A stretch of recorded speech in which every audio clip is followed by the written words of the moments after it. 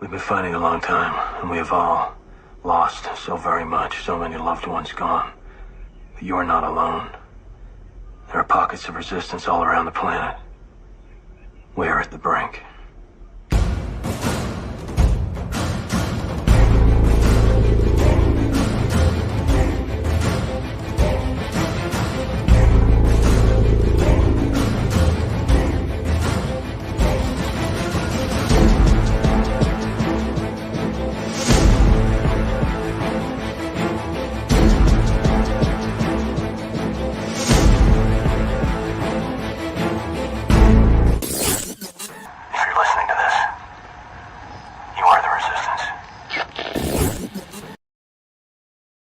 Welcome, the Resistance.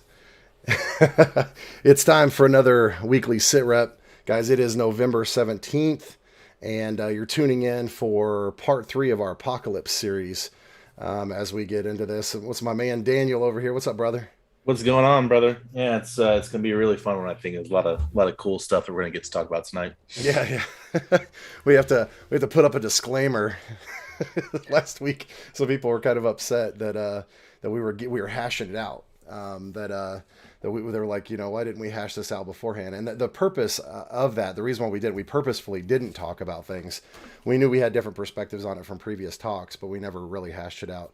The whole point of it is, guys, is to show that you can have a debate about something like this and still be friends. I mean, Daniel and I talked for what, 2 hours, 2.5 hours after the show last week, and we hit on a bunch of other stuff and went back on some of the things that we were talking about and kind of like came to a point where both of us had like saw from the other person's perspective. And yeah, it was we were kind of going at it, and we're whatever, but I mean, this is what we do. So Still brothers at the end of the day, yeah, right? yeah, I and we mean, want to show that, like, we want it to be examples. I mean, that's what SITREP has always been about, is like walking out.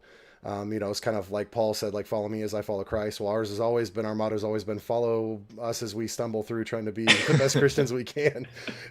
yeah, for sure. So yeah, I mean, we kind of wanted to show that you can have a this dispute on something as pertinent, as important as talking about Revelation and eschatology and end times theology, because it's been happening for thousands of years, guys. People have been arguing about the same stuff that we talk about. All the way back into the temple periods, where the Pharisees would argue and debate for hours on end about theology. So it doesn't necessarily mean that you have to have arguments. And I see way too much of this on Facebook, where if somebody doesn't agree with you and you have this argument, then there's some reason, there's a division that where you can't be friends. They're out of the And faith or whatever. right. So, yeah, I know some people got upset. I don't know. They don't think they really realized what they were, tuning into. So we're going to tone it back a little bit, and we're going to give each other some time to, I think most of what we're going to get into going forward, we agree upon. There's a few things where we look at some of the characters that are being introduced in this next section that we don't see eye to eye on per se. And we're going to give each other time to kind of talk about it and not really argue and debate it. That way, it's kind of user friendly for all, because we don't Yeah, want anybody to not tune in because we're hashing it out. We do like to debate, and I think debating and is iron sharpens iron. When you do it with the right heart, when you're not doing it for pride reasons and trying to be right, we're trying to seek truth. And I think that's the best way that you can come to things. Like, you can't see somebody else's perspective without talking to them about it. And I think most people see their perspective on different topics, and that's all they want to see. They argue to be right. And I think it's about truth. It's about seeking out truth. And if you come to it with that heart, then I think that's what you're going to find truth if you come to it that way. What do you think, Daniel? yeah. I think you hit the nail on the head. I mean, it to me, he said, "Come, let us reason together." Right? Is that Paul that says that? And looking at the Bereans, they went and studied out these things to truly test what Paul was talking about, to look at what he was saying, make sure that they matched up with the word to establish the truth, right? It wasn't, so they could go and say, hey, well, I don't believe what you have to say, so I'm going to go do everything I can to find why you're wrong. It was, hey, the purpose to it is to establish truth, and so we can have a good idea, going forward, how we can be better, pass that message along to those that we come in contact with. And so the goal is truth. The truth does not fear questioning it. Like, regardless of your opinion, how you see things, the truth is always going to be the truth, the whole truth, and nothing but the truth. I think it's our job and part of our call as believers to truly seek that out. There's some stuff that we'll read through tonight that makes it clear that we're just not going to find out until the seventh trumpet. It's just right there in the text. We're just not going to have the whole answer. That doesn't mean we can't seek it out. It's the glory of God to conceal a matter and the honor of kings to search it out. And so I think that's what we're doing here. We're striving for that honor, and hopefully it's uplifting and beneficial to anybody watching. Last week was, you and I could probably go on for 2 hours after what we did, just discussing, because it just leads into so many other things. And so just a beautiful moment. I had a little snippet of just that, kind of like the last 15 minutes of our conversation that night, just to see our demeanor and how much it truly was, just about, hey, thank you so much for being able to enter into that type of debate and conversation with me and still come out on the other side, loving me just like you did on the front side. So I appreciate that. And hopefully, going forward, what we're doing is going to, really be something that someone can hear and take and be able to, test it, just do what we're doing. So yeah, for sure. Yeah, and I think regardless of what side you sit on, and you can go search up other people's versions of their perception on Revelation, and nobody is going to agree. Like, that's the thing that I've noticed with every version of Revelation or eschatology. There's always somebody believes something different. Like, some of the things that I view, like the angel of the abyss and some of those things, most of modern Christianity and eschatology over the last 100 years would have never agreed with that. And your version of it looks different than their version. So that's the problem. The one thing we do agree on is that, like, if you're filled with the Holy Spirit and you're walking in the light, that none of this is going to come up on you like a thief. Right. And regardless of what it's going to look like, it's going to be fantastical and amazing. And, this is why on the other camp, their hearts will fail them and we'll fall to our knees and we'll praise God. It says rejoice because the coming of the Son of Man, is near. So, when we start seeing these things, and the reason why we titled this what we titled it today is because it's repeated twice in here and it's important. And that was the endurance, was patient, the perseverance. Yeah. And it's very important because a lot of the things that you're going to see and going to do this, it wants you to hold fast to the true biblical truths, the obedience to the Father, the relationship you have with him, and what Yeshua did for us when he died and resurrected, and what his purpose is now. So those are the things we have to hold tight on because of what is going to come, because the rest of the world is going to be, they're going to be losing it, from some of these things. So one thing as we move forward into this section is it does bounce around a lot. So I like to keep that framework that we talked about in the very beginning. It's in the very beginning of Revelation, where it talks about you're going to prophesy of things that have happened, things that are now, and things of the future. I think that overlay for when you get the prophecies pretty much lays it out on these multiple prophecies that he had while he was on Patmos.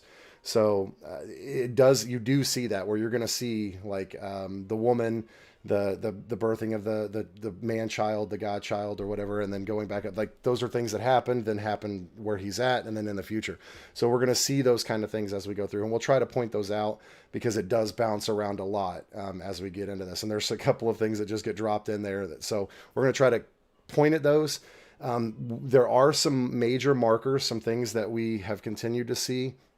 That's the darkening of the sun, the earthquake, and then what we will see is the two witnesses that will come into play, and that will be a kind of focal point because they can call down fire.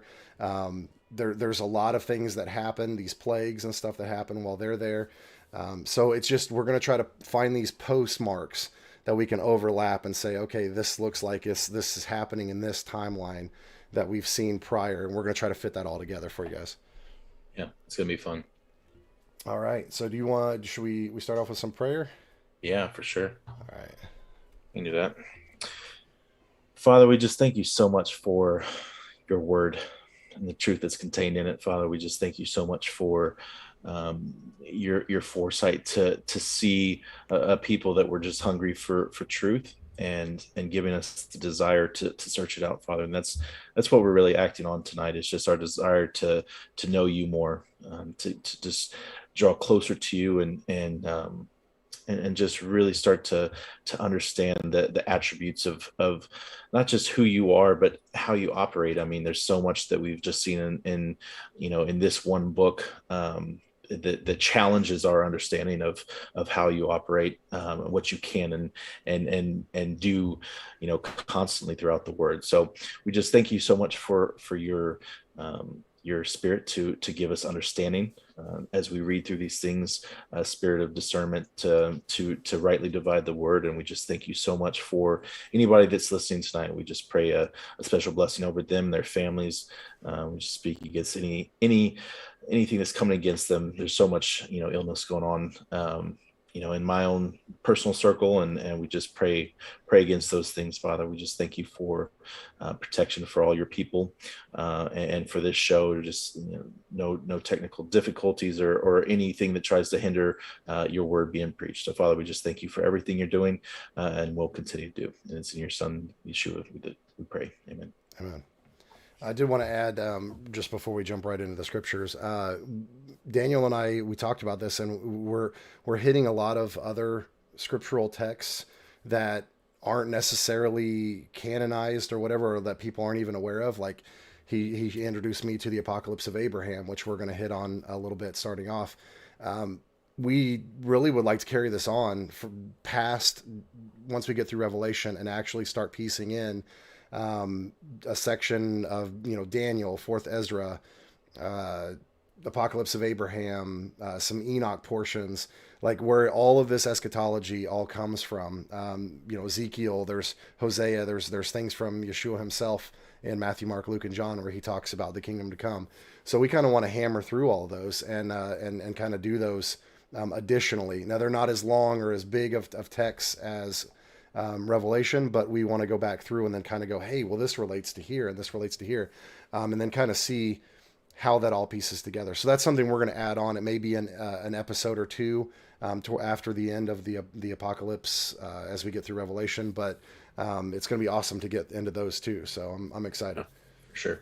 Yeah, there's so much supporting text. I know everyone's heard the whole 2 or 3 witnesses thing, but there's just, it's he really went overboard when he with how many different different accounts we get of this time surrounding the day that we know is the day of the Lord. So definitely going to be really interesting and going to be cool to see other people's hear other people's perspectives on what they have seen or maybe not have seen up to this point in their walk. And like you said, there's some stuff that even is new to us, and just starting to grab some of this and see how it relates to stuff that we have known for a while. So it's definitely going to be cool.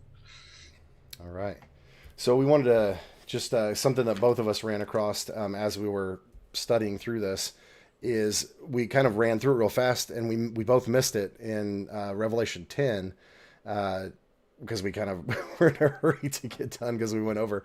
But there's a whole passage right there where it talks about this angel that puts its foot on the ground and foot on the earth. And we found some really cool correlations with what we saw in the Apocalypse of Abraham with an angel called Jael. So you want to jump into that and kind of cover that part? Yeah, I'll share my screen here real quick.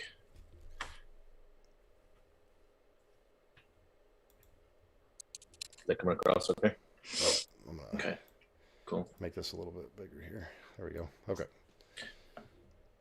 All right. So this says, this is Revelation 10. It says, "Then I saw another mighty angel coming down from heaven, wrapped in a cloud with a rainbow above his head. His face was like the sun, and his legs were like pillars of fire. He held in his hand a small scroll, which lay open. He placed his right foot on the sea and his left foot on the land. And then he cried out in a loud voice like the roar of a lion. And when he cried out, the seven thunders sounded their voices. And when the seven thunders had spoken, I was about to put in writing, but I heard a voice from the heavens say, seal up what the seven thunders have said and do not write it down. Then the angel that I had seen standing on the sea and on the land lifted up his right hand to heaven, and he swore by him who lives forever and ever, who created heaven and everything in it, the earth and everything in it, the sea and everything in it, that there will be no more delay. But in the days of his voice of the seventh angel, when he is about to sound his trumpet, the mystery of God will be fulfilled, just as he proclaimed to his servants the prophets. I guess, I mean, that's that, and then it goes the rest of the way. This is where you're getting that last little part.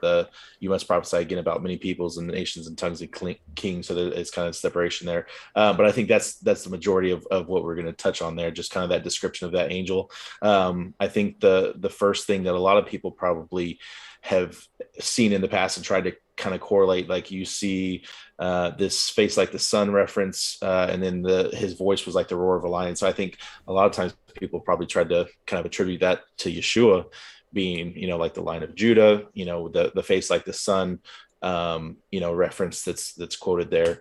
I don't know. Did you have any thoughts on that? What stuck out to you? I noticed that even when you go into the interlinear in there, it goes back to the story of Jesus on the Mount of Transfiguration, where it says his face shine like the sun. And I personally, we've seen this in both canonical and extra biblical texts, where the glory of them is like the sun. It's almost blinding. And I think that's kind of the idiom that's being used here. So, and I know that we have other things where it says that Yeshua, even in like 4th Ezra and stuff, where this lion roars and it's the Lion of Judah. So I think they're just kind of comparing like the awesomeness and the power of this particular angel. And it's kind of a foreshadowing to what Yeshua, when Yeshua returns, he has the same kind of awesomeness, but greater. This one is just kind of, it must be a massive angel from what it's describing, Yeah. And I've seen other depictions of angels that say like there's one that holds up the firmament, so this could be that same one. This one seems to have these kind of in the story of the thing of Jael, it says that he's the one that cast down the fire onto Sodom and Gomorrah or something like that, and he's restraining the Leviathan or something like that, right? Yeah. Let's see.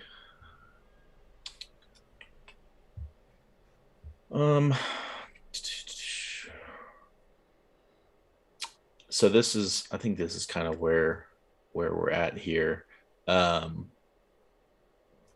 this is I think the chapter 10 of the Apocalypse of Abraham, and right before this we're just introduced to Jael, and so he's with Abraham, like when we read the story in Genesis, I can't remember the chapter, was it maybe 18 or something like that, where Abraham's going through the sacrifices and making that covenant with the Father. This book kind of gives you a little bit more insight as to what some of the stuff happened around that time. So we get introduced to Jael. It's a few different characteristics. It says, I am Jael. I was called so by him who causes those with me on the seventh expanse on the firmament to shake, a power through the medium of his ineffable name in me. I am the one who has been charged according to his commandment to restrain the threats of the living creatures of the cherubim against one another, and I teach those who carry the song through the medium of man's night in the seventh hour. I'm appointed to hold leviathans, because through me is subjugated the attack and the menace of every reptile. I am the one ordered to loosen Hades and to destroy those who wondered at the dead. I am one who ordered your father's house to be burned with him, for he honored the dead. I am sent out to you to bless you and to the land of which he whom you have called the Eternal One has prepared for you. For your sake, I have indicated the way of the land. And so there's a little bit of description there, and then it goes on to give a little bit more specifics. It says, and I stood up to him and saw him who had taken my right hand and set me on my feet. The appearance of his body was like sapphire. I think a lot of people think that is blue, like when they hear sapphire, but I mean, anybody who's ever looked at Nate Reynolds' work, I mean, there's a lot of different colors of sapphires, and some of them are like really bright red, and that's the corundum, in its natural form. So his body was like the appearance of sapphire, and the aspect of his face was like chrysolite, and the hair of his head like snow, and a kitteris was on his head. It looked like that of a rainbow, and the clothing of his garments was purple, and a golden staff was in his right hand. So I think that's some pretty cool correlations to where we were over here in Revelation, where it said there was, his head was, encompassed with a rainbow. His face was this bright chrysolite. I can't remember off the top of your head. Do you remember what chrysolite? I'm pretty sure that's like a translucent yellow. And so that's why I think this face was like the sun mental imagery kind of makes sense. You pulling up to see what Google shows? Yeah, let me know. And then his legs were like pillars of fire. So I think that just some interesting stuff there. Maybe not 100% correlation, but seems to be like a very shiny glass. Okay, yeah, color. Yeah, so yeah. I don't know. So what did you see kind of reading through there? Is there anything else that jumped out at you? No, I think it's interesting because we were kind of talking about this earlier.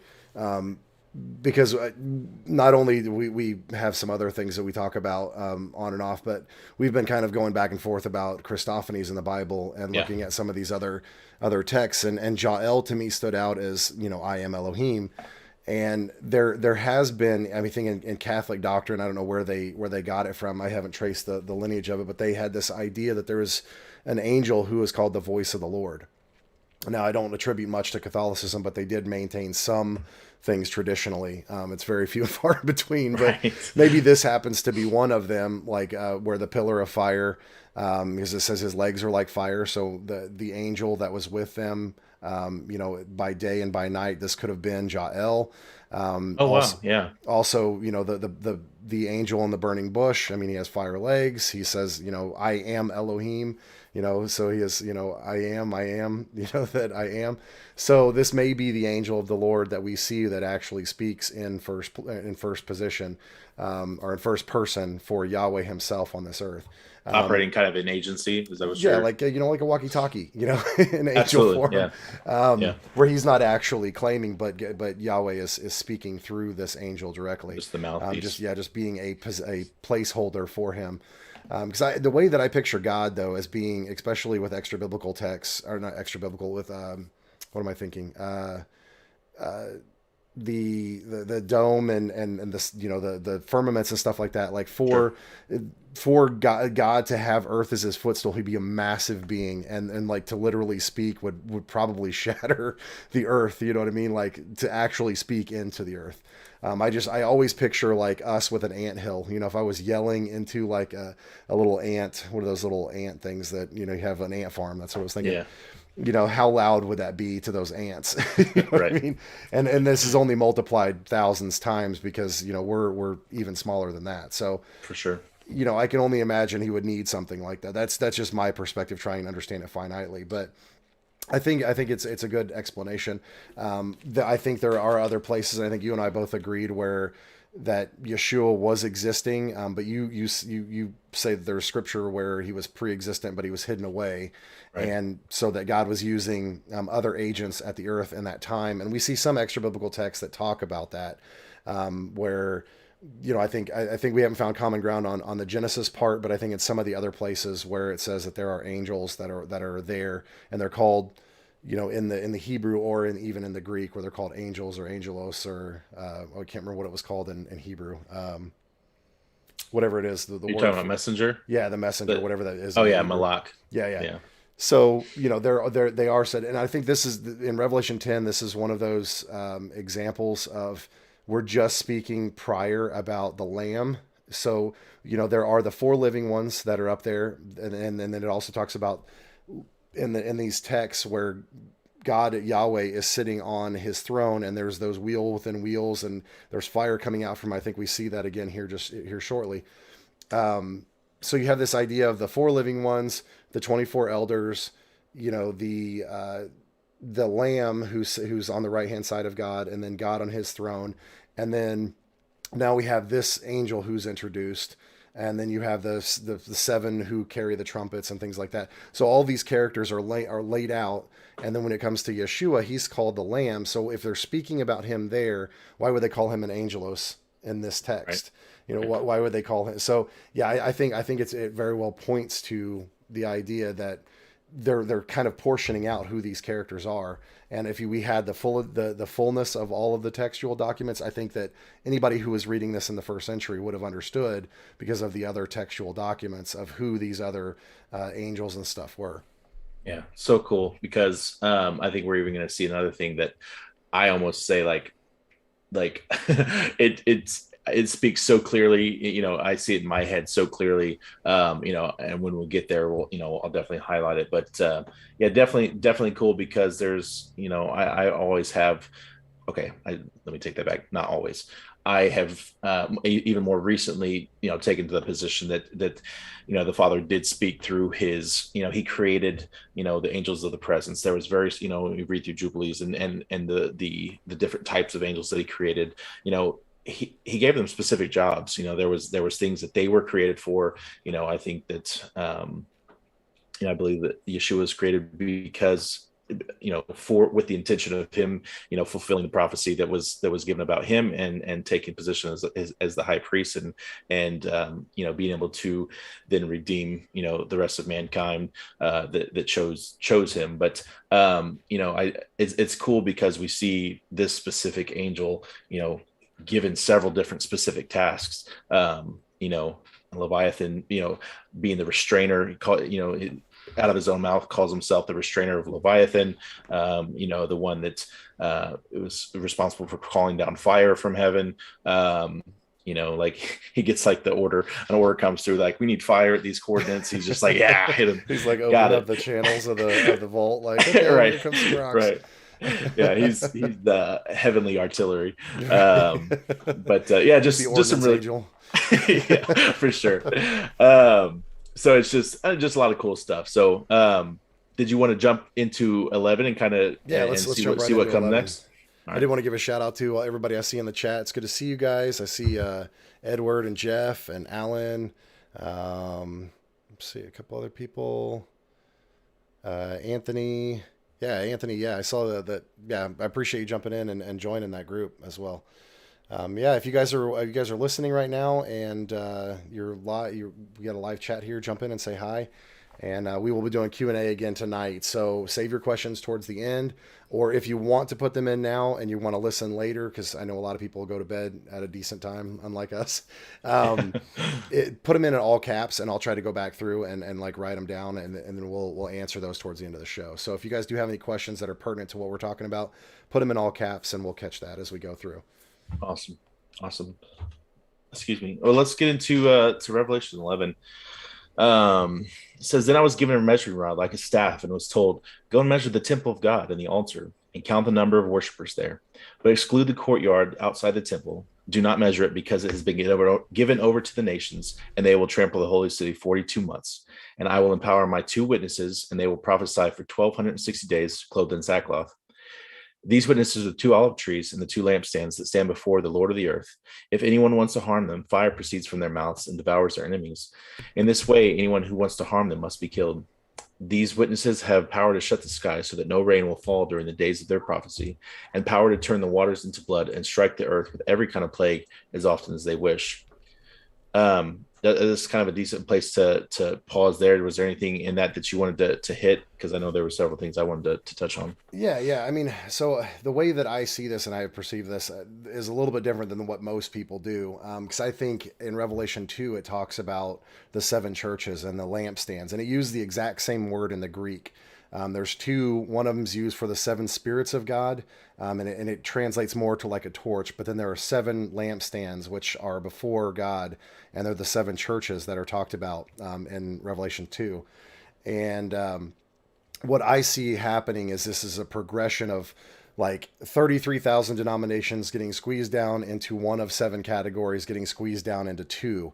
And I see the 2, as we see first use going back, I see it as the lampstand and the olive trees are Gentile converted messianic believers, and then Jewish or from the line of Judah, actually fulfilling their what's been promised to them. So you have, Messianic Judaism and Gentile believers are the two final categories that you fit into towards the end.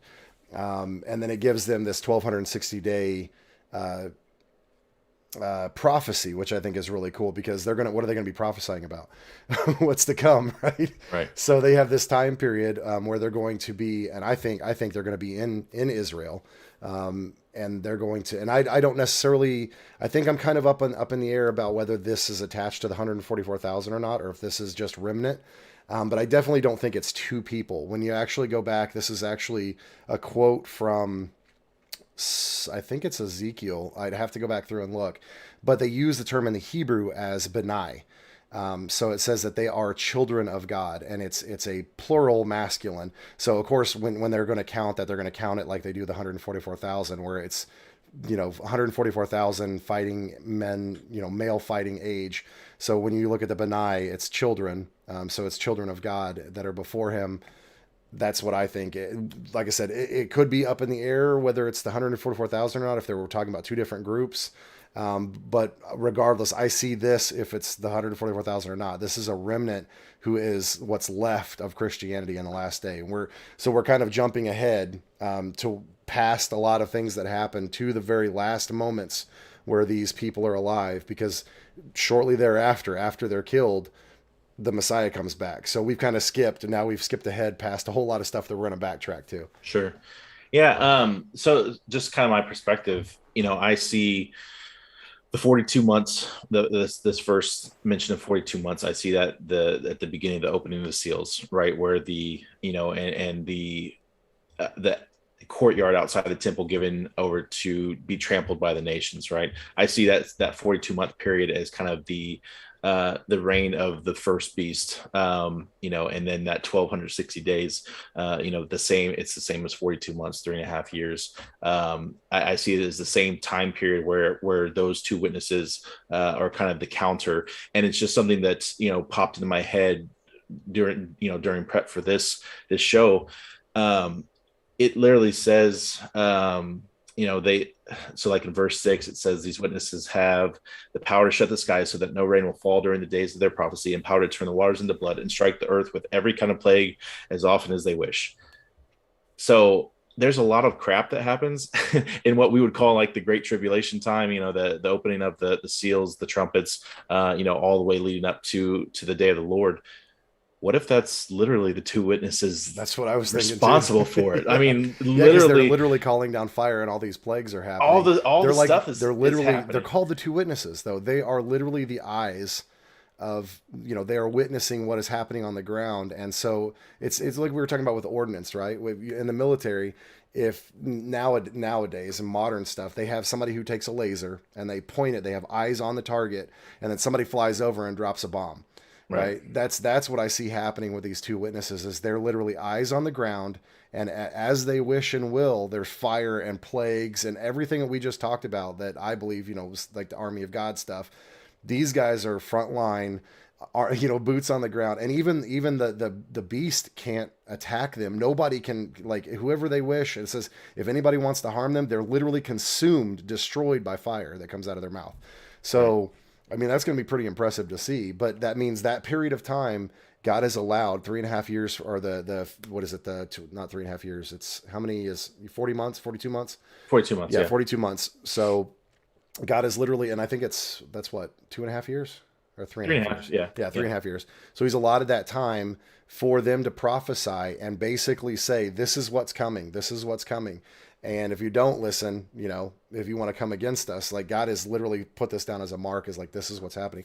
And I agree with you. I think during that 3.5 year period, I think they're the ones that are calling down these hailstones and fire and stuff like that we're seeing from another perspective from John, where he's looking down, on the sapphire ocean of crystal, or whatever that he calls it. And we see that later where he says it's like mixed with fire, because that's like at the end, it's like everything's burning underneath there. But so that's from that perspective. But then he goes down to the ground, and we see that again with as we progress forward, where we see Satan in heaven, and then he's got his foot on the ground. So it's kind of bouncing back and forth. So something's coalescing and happening in heaven while it's happening down here on the earth as well. Yeah, it's really interesting. I never quite put those two together. That like it literally says they have the authority and the power to call down whatever they want, whatever kind of plague. I mean, we see all the the boils and the sores and stuff on people who take the mark. I mean, like every single one of these things that we're going to talk about, like probably falls within their realm. And so it's just really, I mean, and it's not to say like each individual, if it is, multiple people, if it's kind of the remnant or whatever, I don't logistically, I think that's where I struggle with that. It is the 144,000, because I can see the 144,000 being the two, the two churches that don't, was it Smyrna and Philadelphia, that don't receive a bad report. And so I can see where you're talking about there. It kind of makes sense in my head where, okay, everyone else funnels as they're tried and tested, and as people choose to choose the kingdom of the Father, or continue to do what they're doing, they kind of mature and progress into what we'll call like that group of people in Philadelphia and whatnot. So I could see that being the 144,000, because the 144,000, I've heard so many different things of what that could be, brand new babies and all this stuff, and there's a key point in there. Oh, we haven't got there yet, so I'd probably save some of that for when we get there. But yeah, on this part, I see this this two mentions of the 42 months. One just is mentioned as 42 months. One's mentioned as 1,260 days. To me, I see those as the same time period, and so we can continue on and get kind of a picture of what happens right after. Their testimony is complete. It says, here's one part where I have to concede to you, okay, because I read this earlier, and going into the next part, the first sentence you read, I looked into it. It's the same word. It says the two witnesses have finished their testimony, and the beast comes out of the abyss to wage war with them. It's the exact same word that's used where the pit is used in the prior text. So I can concede that part, because either he's coming out of that at the same time, or it is Abaddon. I'll concede, but it does say he's coming from the same place. Right. So. And I've looked at that. I appreciate that. That's that. I was reading through that. I'm just like, okay, well, that's what I had seen. I don't think we ever really got to this point, this part of the scripture to, in our discussion last week, but it is interesting, because going back into the original language, this part right here, the beast that comes up from the abyss, it wasn't like, okay, well, he's coming up right then and killing them, but the beast that came up from the abyss, the one we've already given you this information prior, right? That same beast is the one that comes up, or that will wage war with them and then destroys them. So, definitely was pretty cool there, looking at kind of the the time frame, because I do see, like, okay, let me finish reading this. We'll get into it, because I'll be on my soapbox for a minute. So it says, when the two witnesses have finished their testimony, the beast that comes up from the abyss will wage war with them and will overpower them and kill them, and their bodies will lie in the street of the great city, figuratively called Sodom and Egypt, where their Lord also was crucified. For 3.5 days, all peoples and tribes and tongues and nations will view their bodies and will not permit them to be laid in the tomb. And those who dwell on the earth will gloat over them and will celebrate and send one another gifts, because these two prophets had tormented them. But after these 3.5 days, the breath of life from God came and entered the two witnesses, and they stood on their feet, and great fear fell upon those who saw them. And the witnesses heard a loud voice coming from heaven saying, "Come up here." And they went up to heaven in a cloud as their enemies watched them. And in that hour there was a great earthquake, and 1/10 of the city collapsed. 7,000 were killed in the quake, and the rest were terrified and gave glory to the God of heaven. The second woe has passed. Behold, the third woe is coming shortly. So we can kind of recap that a little bit. Well, it was that last part. There's that earthquake again. Great earthquake. Yeah, that's exactly. I believe, that's, didn't it say something about like a mountain was cast into the sea? Is that on that part? I don't think it's in this part. Okay. Yeah, I thought there was something where that's echoed, but yeah. So one of the things that I really noticed from this that I just wanted to touch on real quick, and then I know you got some stuff to say. Let's go back up to where they were killed. So it says their bodies will lie in the street for 3 days, which is echoes this whole idea of like Yeshua, right? He buried and resurrected in 3 days. Oops, I bumped my mic here. The other thing, if you read this incorrectly, this is where some people get the pre-trib rapture from because of how early this is in the text. That people like literally get the idea that they're whatever. But I think a lot of people, this itself states that they have to be killed first before they're resurrected and given their new bodies. So this whole idea of we're just going to be hanging out and then sucked up into the sky doesn't come from this text, because the remnant that's being shown here, this is we're fast forwarding in time a little bit. This is one of the last things that actually happens before Yeshua returns. They all have to die. So if there are any other Christians, they're most likely dead up to this point. This is the remnant, the smallest remaining group, and they have to die and their bodies laid out in Jerusalem for, because this literally points it out as where it's at, right? It's where Yeshua was killed, also known as Sodom and Egypt. Yeah. So in that echoes, I think, what Isaiah and Ezekiel has said about Sodom and of Jerusalem being Sodom and Egypt. So yeah, that's definitely, they have to die and then they're called up. So, and that's part of the whole miracle of it. So this whole thing about like being sucked up into the sky, like, our clothes are left, like this left behind kind of thing, is just a terrible theology. And that's because of how early this portion is in the text, where people are like, well, yeah, we get all this cool powers and then, we're out of here. It's like, okay, but this part is actually towards the end. So go ahead. Sure. I'll let you, yeah, I mean, okay, so a question for you.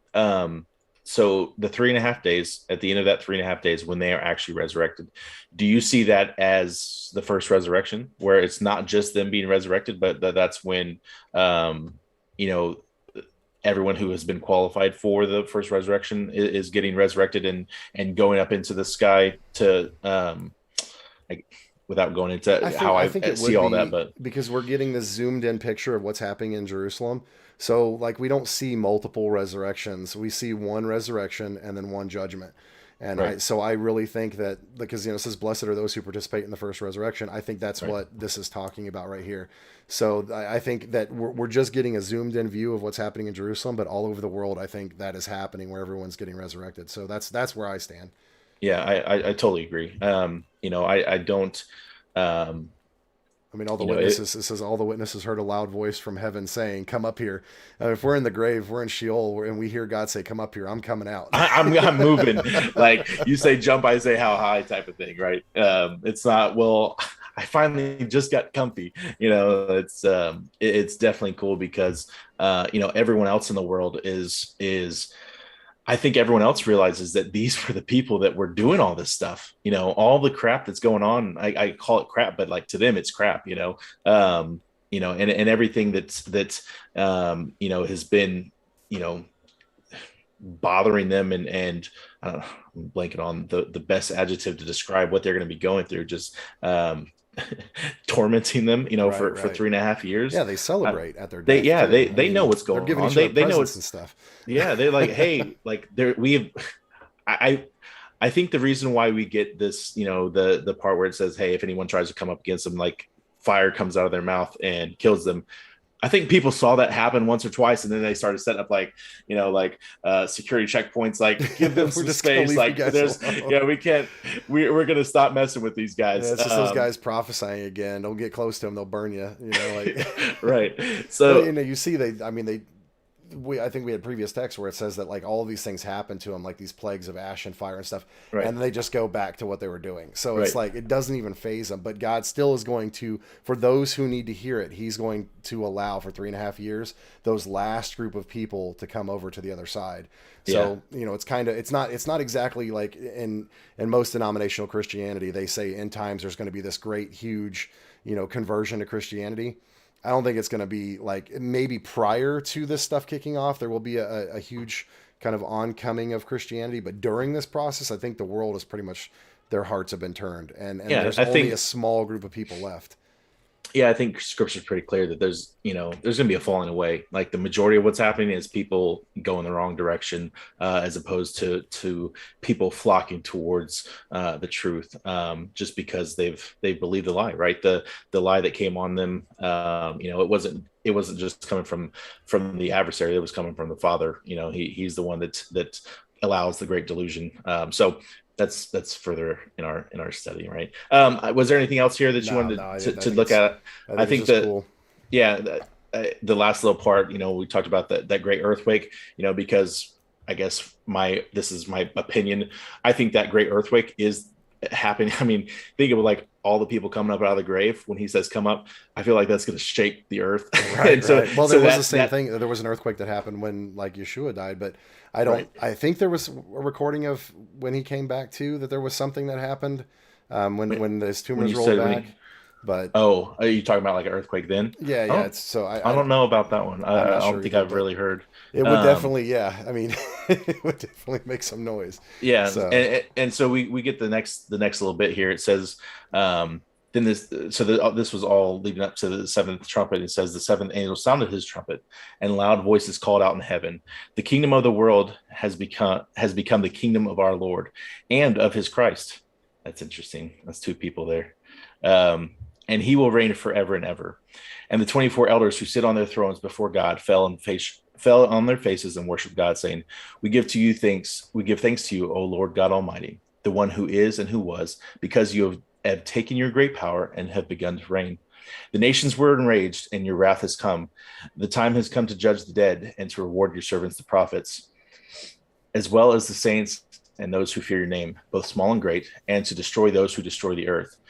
Then the temple of God in heaven was open, and the ark of his covenant appeared in his temple, and there were flashes of lightning, rumblings, and peals of thunder, and an earthquake, and a great hailstorm. Um, yeah, so there's a little bit more here for anybody who still thinks we can find the Ark of the Covenant. right, right. Like It's been hidden away. you're gonna better find a new hobby, because I've got your answer for you here. And that's that word that I was talking to you about where it says his temple. If you were to click on that and read it in the Greek, it like the Oh, definition of it gotcha. is saying the place or the abode of where God is residing outside Sure, of the gotcha. where the firmament is. Yeah, I So remember you talking about that. But here's that. I mean, we've seen this yeah, the almost pearls verbatim, of this little thunder, the bit. earthquake, and the great the great Yeah. hailstorms in addition on there, but definitely the Well, pearls of thunder and the earthquake. it's interesting because so in Enoch, when he says, "Hey, come, let me show you this place that I've got all this hail stored up for the day of judgment," right? That's definitely a nod right there. And then so I think that the time in, I think it was Joshua, when they were fighting the Amorites, I believe, and it said that there was a hailstorm and there was more people killed by hail than there was like by Israel's sword. I think that was like a precursor to this. Like, I mean, if you've ever looked at any type of medieval battle, that's not something where you can like dump a whole bunch of bad stuff in the middle of the battle and only kill the bad guys, unless it's like supernatural, right? Like Right, you right. were talking about earlier, those snipers with hail, like that has to be part of It it. does. And so And I think these things, I think we see here in a little while, like, because you asked me that question last week where it says, like, where do I think that the everlasting fire is? And we're going to get into a text that literally says it's like right outside of where where God's throne is this place. right, And it, like the incense of that burning is, so, maybe the places where Enoch was taken is probably in the room. Like he's got like a little basin full of rocks or hail. It's like right, pew pew. right, So I mean, there's got to be some cool things like like it's not just like these places. Like it's literally in the throne room of God. Then these are right. things that Enoch and many others have seen. Well, like you said, it's a basin. I would just go ahead and what we're about to see and call it a bowl, Yeah, right? right, right. Yeah, literally seven bowls just hanging out, just waiting for the time. And we joke about it, but it's like it's been here this whole time. Like all this stuff, all these little cool tidbits that we're just being able to kind of like grasp and synthesize to each other. And it's I don't know. I'm getting all goosebumpy and everything. So. Um, Real quick before we get into Revelations 12, I know there's probably quite a few people in this community that have heard something about the Revelation 12 sign from September 23rd in 2017. Just a real small portion of my testimony has to do with this chapter, because I had in February it was February 4th of 2017. It was a time where the Father kind of grabbed hold of my shoulder and said, "Hey, I've given you a chance.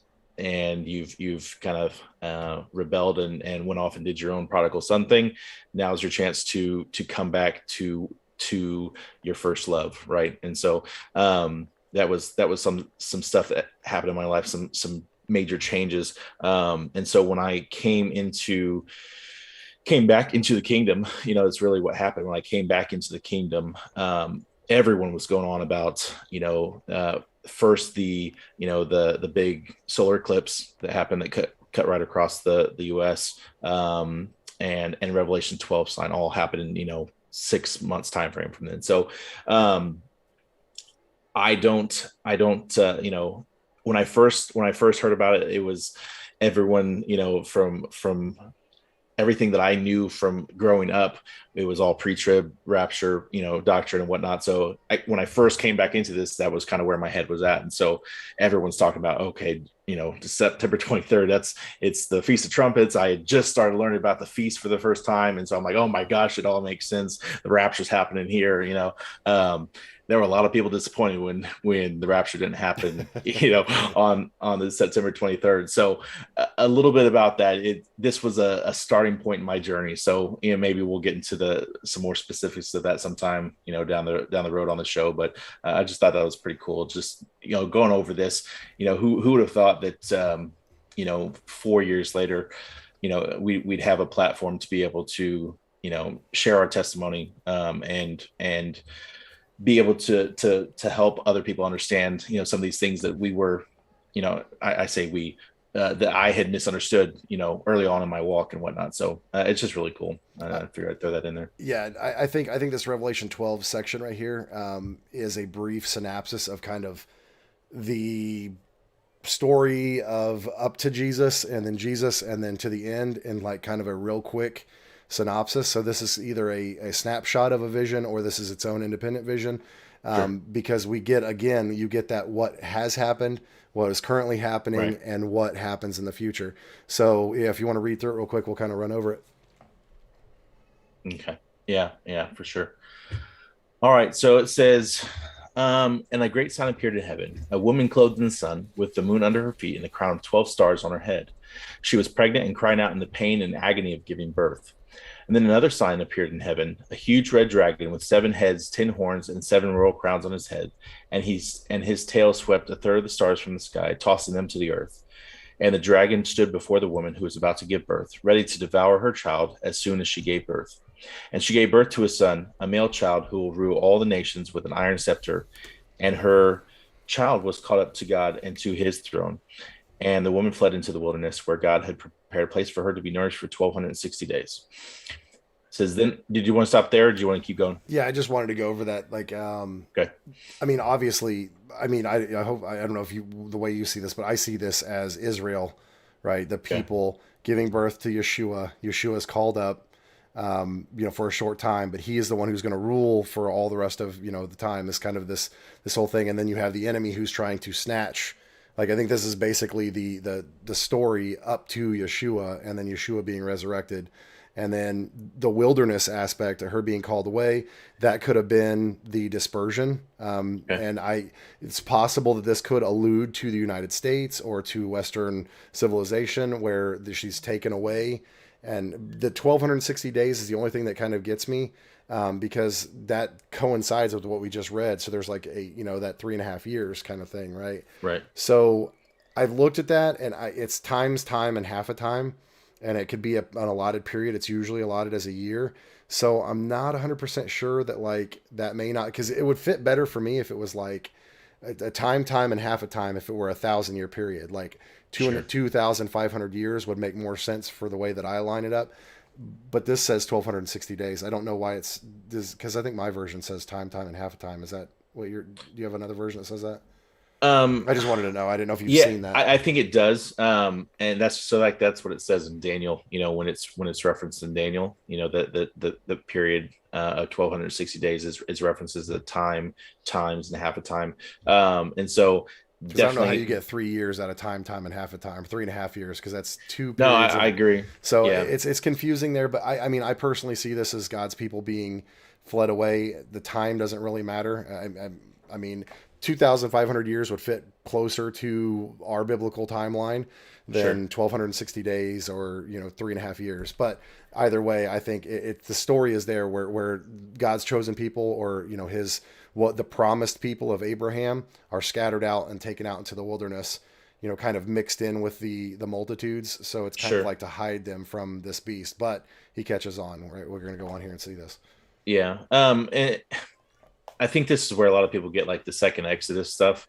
I don't think I've seen enough in that whole, idea to think that there's going to be a land-based Exodus again. I know there's some people that feel that they, that there's enough there to substantiate that.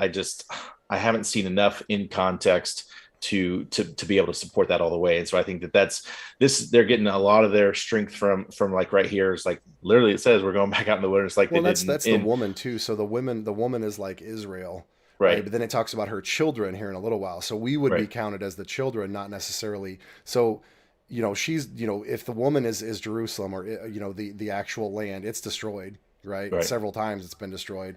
And so that's kind of that whole, like, it's taken away. It's kind of taken off the board.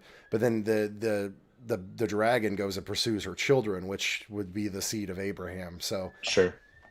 Yeah. And so, I mean, this maybe almost predates Israel and goes back to like Abraham, right? I mean, he got called out of, where he was at, I think it would have to be after the birth of Yeshua.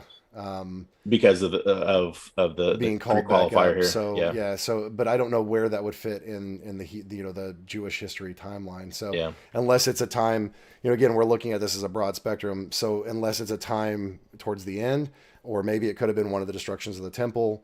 But I definitely see this next part as being what's been happening, because we've seen this dragon pursuing the children of God for a long time. So let's read through this, see what it has to say, and then I'll just go ahead and read to the end because it's all kind of still in context with each other. So I'll hit the rest of this and then we'll go back over it. Okay.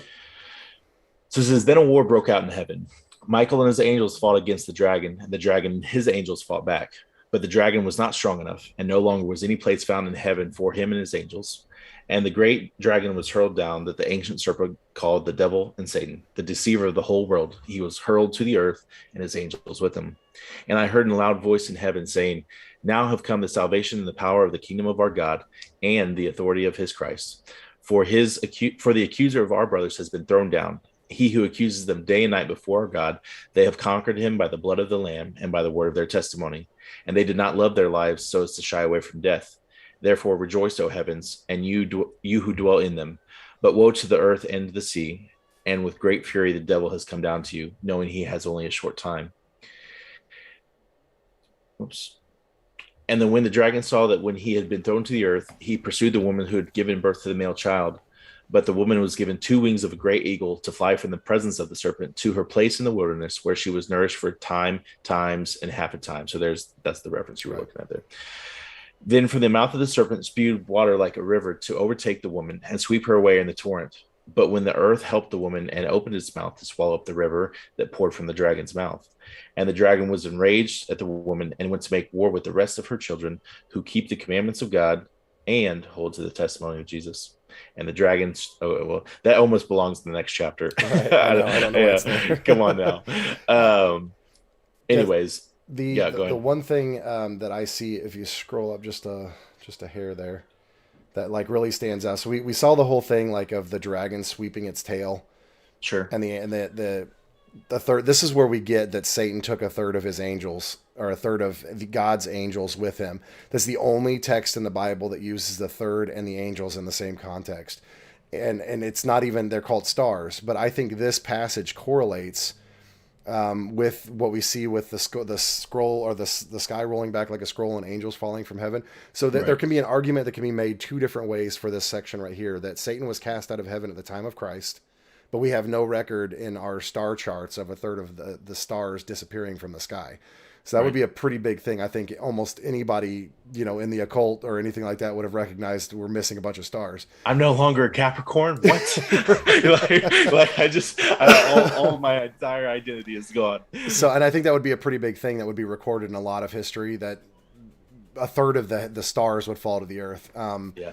So this may be something that happens right before this. And also it alludes to this idea that, woe to the people on earth, because Satan, it's not like Satan has been like, if you look at the adversary in Job, he's been going to and from heaven, and he's been accusing the brethren. He's always played this prosecuting attorney in the courts of heaven kind of thing. So that he's still managing to do that right now. So there's a portion where Jesus says, I saw him fall like lightning to the earth. He's basically prophesying of what's going to end up happening to Lucifer. So I can see it, or not Lucifer, sorry, Hasatan. I can see, dude, I know it's still, I'm trying to beat the old stuff out of me still. Yeah. Gotcha. So I can see where you can make an argument where he falls right after Yeshua goes back up to be with the Father. But I also see that this could be something right before. The reason why I say this is it says, you read in the text where it says he and his angels go to make war. Now, Satan doesn't have any angels. He has Nephilim armies. And the angels that he does have would have been the Watchers, the hierarchy of Watchers. And they're supposed to be bound up till a certain time. So if we do the math that Rob Skiba for doing this a long time ago, the 4,900 years, 80 times 80, or 70 times 70, 80 if by God wills it, you're at 4,900 years from the time of Jared, which puts it at the early 1900s. So this is what, where we think why we went from planes, trains, and or from horse and carriage to planes, trains, and automobiles at the turn of the 19th century. So, right. Or the turn of the 20th century.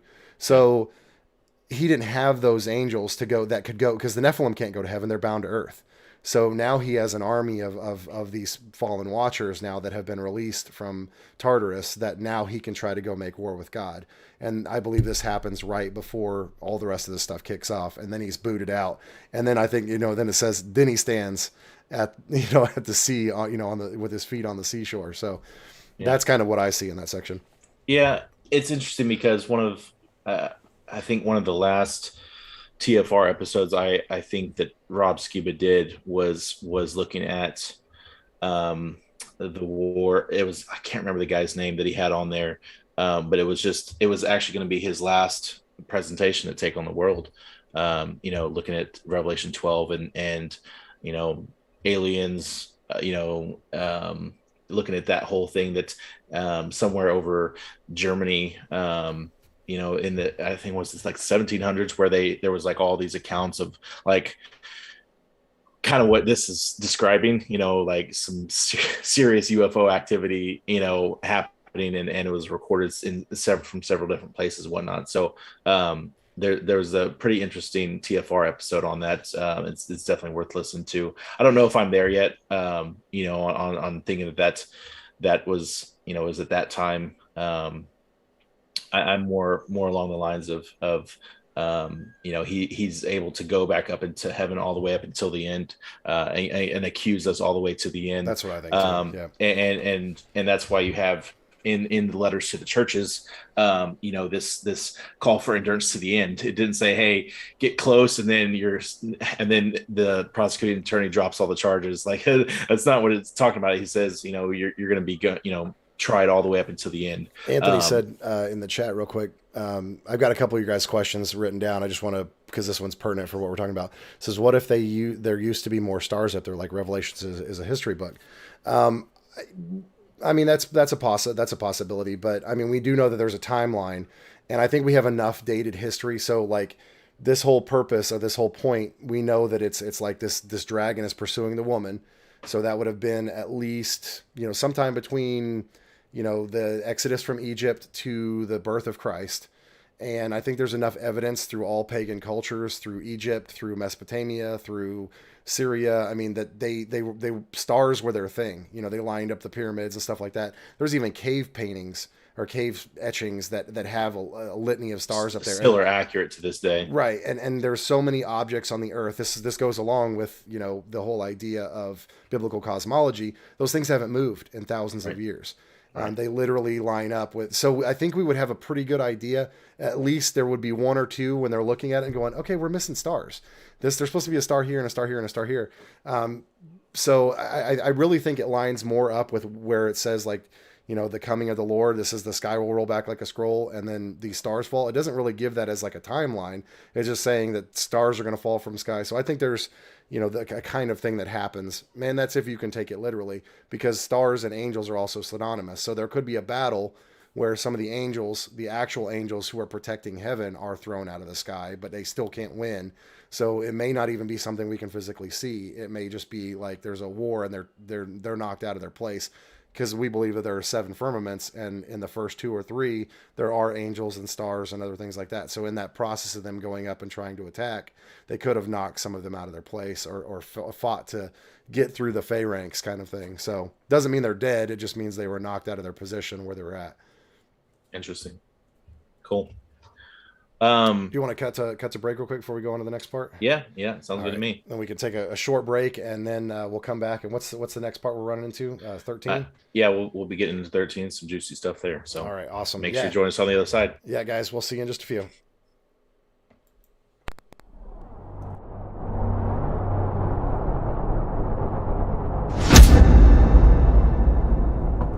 Allow me to introduce you to what the world has been waiting for. I've come to herald the arrival of a generation with the capacity to see God's dream become man's reality. Oh, can you see us? We are the ones who refuse to blend in or fade out. We can't stay hidden in the church, and we won't stay silent in the streets. We value faith over fortune. We long for presence, not popularity. We'll take the kingdom over comfort, and we trust the gospel more than the government.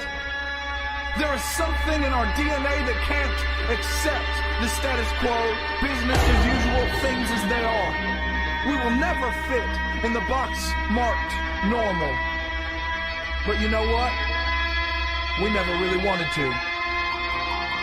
We watched our parents and peers give their lives to a cultural system designed for our destruction. So our minds have been made up. We are persuaded and convinced that the freedom Christ promised is the freedom Christ purchased with his blood on that cross. So that cycle of broken people breaking people, it ends with us. With suicide, depression, sexual dysfunction, and substance addiction beckoning and threatening the destiny inside us that cries to be realized, we say no to moral degeneration. We say no to a world that pretends that sin is no big issue, friend. Sin is the only big issue. We say no to the idea of just fitting in to this broken system. The time for change is now. Let the world choose its own path, but let them know that we are the resistance.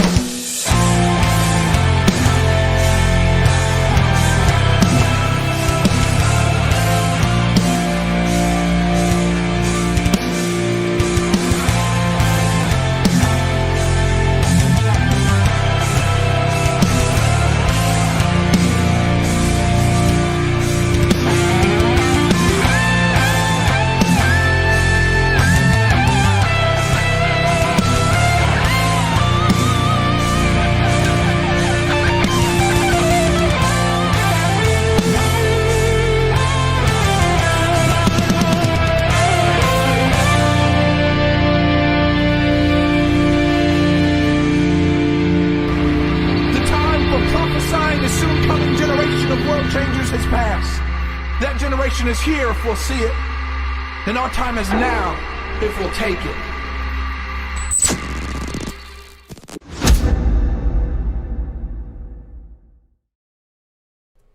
All right, and we're back, guys. Thanks for sticking through the break there.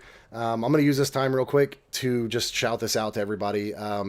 For our commercial breaks, I'm getting tired of playing the same videos over and over again. So I want to put this out there to all of our listeners. If you guys have a product or a business that you want to advertise, Christian-based, maybe you make zeets, or you make cool, shalom signs or something like that, and you want to advertise, we do it for free, and it's part of the community and something we do as a gift to you guys. If you want to put together a small video, anywhere from 30 seconds to 3 minutes, we will insert it in for the show, and we'd love to advertise for you. It's just something we do, and we're not, we don't ask anything for it. We want to help out the community for the gifts that God has given them. So again, if you guys you have anything that you want to publish or you want to put together, get a short video together, get somebody to record you or whatever, show your products, that kind of stuff, and we'd like to put it on the show. So you can reach me at End Chronicles. That's END Chronicles at gmail.com, or you can get me through Messenger or through the SITREP Resistance page. You can reach out to me. I'd be happy to put that on here for you guys. The other thing I would give everybody who's in the chat right now, we got quite a few people who's talking and chatting it up. Guys, make sure you guys like and share the video. And, once the video's over, put some comments in there. If you liked it, disliked it, like it, dislike it, I don't care. It all helps. So we're just trying to make sure that people can, we can have this discussion and more people can hear it. So we want it to get out there. So we thank you guys for all of your participation, and we appreciate you guys tuning in tonight. So now, what are we going on to, Daniel? I think we're going to be going into Revelation 13.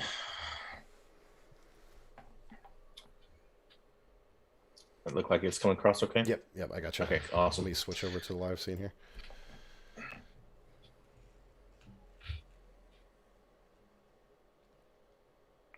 Bum, bum, bum. There it is. All right, so you have some things that you've prepared that you want to kind of go over with this. Yeah, I think for me, I mean, so much of 13, I think we need to read through all of it, and then we're just going to have to kind of go on this one chapter Sure, because yeah, we'll have to read through stop that. We'll back up. Yeah, we'll have to stop after every 2 sentences otherwise. So, all right, let's get at it. It says, then I saw a beast with, actually, you know what? That's not how it starts. This is actually how it starts. Everybody, if anybody's listened to Now You See TV, it starts out as, and the dragon stood on the shore of the sea. Yeah, exactly. The video starts out. Yep. And so the dragon stood on the shore of the sea. Then I saw a beast with 10 horns and 7 heads rising out of the sea. And there were 10 royal crowns on its horns and blasphemous names on its heads. The beast I saw was like a leopard with the feet of a bear and the mouth of a lion. And the dragon gave the beast its power and his throne and great authority. One of the heads of the beast appeared to be mortally wounded, but the mortal wound was healed, and the whole world marveled and followed the beast. They worshipped the dragon who had given authority to the beast, and they worshipped the beast, saying, who is like the beast, and who can wage war against it? And the beast was given a mouth to speak arrogant and blasphemous words, and authority to act for 42 months. And the beast opened its mouth to speak blasphemies against God, and to slander his name and his tabernacle, those who dwell in heaven. And then the beast was permitted to wage war against the saints and to conquer them, and it was given authority over every tribe and people and tongue and nation, and all who dwell on the earth will worship the beast, and whose names have not been written from the foundation of the world in the book of life, belonging to the Lamb who was slain. He who has an ear, let him hear. If anyone is destined for captivity, into captivity he will go. If anyone is to die by the sword he must be killed. Here is a call for the perseverance of the faith of the saints. Then I saw another beast rising out of the earth. This beast had 2 horns like a lamb, but spoke like a dragon. And this beast exercised all the authority of the first beast, and caused the earth and those who dwell in it to worship the first beast, and whose mortal wound had been healed. And the second beast performed great signs to cause even fire from heaven to come down to earth in the presence of the people. Because of the signs it was given to perform on behalf of the first beast, it deceived those who dwell on the earth, telling them to make an image to the beast that had been wounded by the sword and it had yet lived. The second beast was permitted to give breath to the image of the first beast, so that the image could speak and cause all who refused to worship it be killed. And the second beast required all people, small and great, rich and poor, free and slave, to receive a mark on their right hand or on their forehead, so that no one could buy or sell unless he had the mark, the name of the beast, or the number of its name. Here's a call for wisdom. Let the one who has insight calculate the number of the beast, for it is the number of a man, and that number is 666. Dude, lots of stuff in there, man. Okay. I mean, I feel like this is one of the heaviest, I guess, mental pictures in all of Revelation, because there's just so much. Reading it at face value, you might as well just go ahead and try, start working on something else, because just with no other context of what's going on, there's not a whole lot that makes sense. I mean, obviously some of the smaller stuff, but I mean, when it starts off, the first thing it says is this beast with 10 horns and 7 heads rising out of the sea. What do you see that as? Let me hear your thoughts. Okay, so we're talking about the beast, as I have like a whole bunch of stuff prepared Sure. here. Yeah, So, yeah, sure. Just wherever you want to go with it, and I'll jump in okay, on a few things and then kind of do mine. so I think like just like you said, if you were just to read Revelation, this would be really confusing. But I think that we have visions that kind of align with this all the way up. And I know that your perception and mine are just a little bit different. I think we hit on some points that we think we agree upon. Like we both see the beast as being a Nimrod spirit, like because Nimrod became a Gibborim, he became a just like the Nephilim, where he was a wandering spirit. And I think we see this in the Ezekiel text where it calls Lucifer Hillel ben Shakar. It calls him the king of Tyre, Nebuchadnezzar, all these other things. And it sees this antichrist spirit, right, as Jesus would put it, because it doesn't talk about it in here, but it says this spirit has been with you for a long time, right? So Right. if it goes all the way back to just after the flood, that's almost back to that's Genesis, so that's from the beginning. So I think the best place to start is Daniel 2:31 to get an understanding of where Nebuchadnezzar's dream and what it said. So let me get to it real quick. I got it up on screen. Okay. That's easier for me to read it here. So, and it says, as you, O king, were watching, a great statue appeared. So this is Daniel, because Nebuchadnezzar could barely remember his own dream, but he was terrified of it. So Sure. the only person that could actually tell him, he put a stipulation on his priest that said, you have to tell me my dream and then tell me what it means. And Daniel was the only one who was able to do so because, of course, Daniel had the spirit with him. But he says, as you, O king, were watching, a great statue appeared. A great dazzling statue stood before you, and its form was awesome. The head of the statue was pure gold. Its chest and arms were silver, and its belly and thighs were bronze. Its legs were iron. Its feet were part iron and part clay. As you watched, a stone was cut out, not by human hands. Okay, so this is not an actual stone, at least not. There may be a stone. This may be what we see again later on with this stone that's thrown down like a mountain. Yeah. It's to see as the stone was cut out, not by human hands. It struck the statue on its feet of iron and clay and crushed them. And the iron and clay and bronze and silver and gold were shattered and became like chaff on the threshing floor in the summer. The winds carried them away, and there was not a trace of them could be found. But the stone that had struck the statue became a great mountain and filled the whole earth. So one of the things that we notice is when it talks about a mountain always represents a kingdom. And this is the kingdom of God, this mountain. So the way that Daniel interpreted this was saying, Nebuchadnezzar, you are the head of gold, and then these other kingdoms are your successors. And Nebuchadnezzar's response to that was, your God is awesome. So I'm going to contradict, I'm going to make sure this doesn't happen by building an entire statue made of solid gold. So that was his response to it. He didn't recognize and see that this was thousands of years in the making post him. So you have Daniel viewing from the point of Nebuchadnezzar forward, and then you have Daniel in Daniel 7 where he sees these beasts that I believe represent these kingdoms. So you have the head of gold, which was Babylon, Nebuchadnezzar's kingdom. The chest and arms of silver are the kings of the Medes and the Persians. The belly and the thighs is the Greco-Roman period or Greco period. The legs of iron are Rome, and the feet of iron and clay, I think, have a lot to do with this beast and the false prophet, the second beast, because the beast says its mouth is like iron and it devours its enemies, while the second one comes. So we were talking about this earlier, so I guess I should elaborate on this a little more.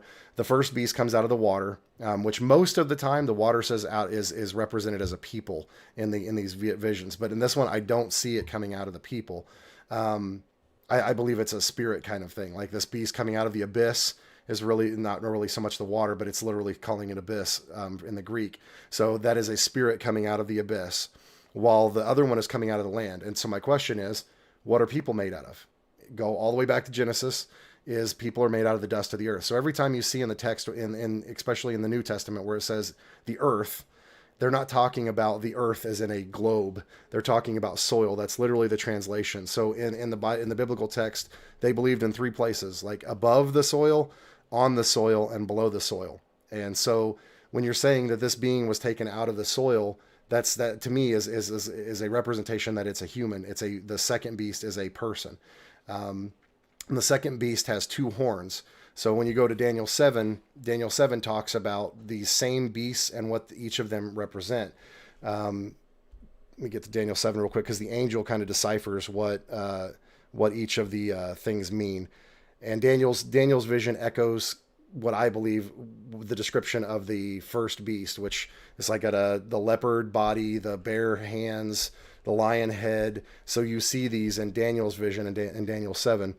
But the angel interprets Daniel's vision because he's terrified of this vision as well.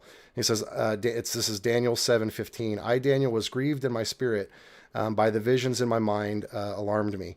I approached one of those who was standing there and asked him the true meaning of this. So he told me the interpretation of these things. These 4 great beasts are 4 kingdoms who will arise from the earth, but the saints of the Most High will receive the kingdom and possess it forever. Yes, forever and ever. Then I wanted to know the true meaning of the 4th beast, because he kind of had this idea from Nebuchadnezzar's dream and stuff, what these other ones were, which was different from all the others, extremely terrifying, devouring and crushing with iron teeth. Again, this is kind of going back to what I was saying about the miry clay and the iron feet. With iron teeth, bronze claws, then trampling underfoot whatever was left. I also wanted to know about the 10 horns on its head and the other horn that came up before which the 3 of them fell.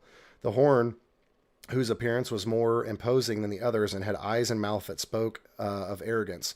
As I watched, the horn was waging war against the saints and prevailing against them, until the Ancient of Days arise, pronounces judgment in favor of the saints of the Most High, and the time comes for them to possess the kingdom. So we see this is talking end of the world, kingdom returning context.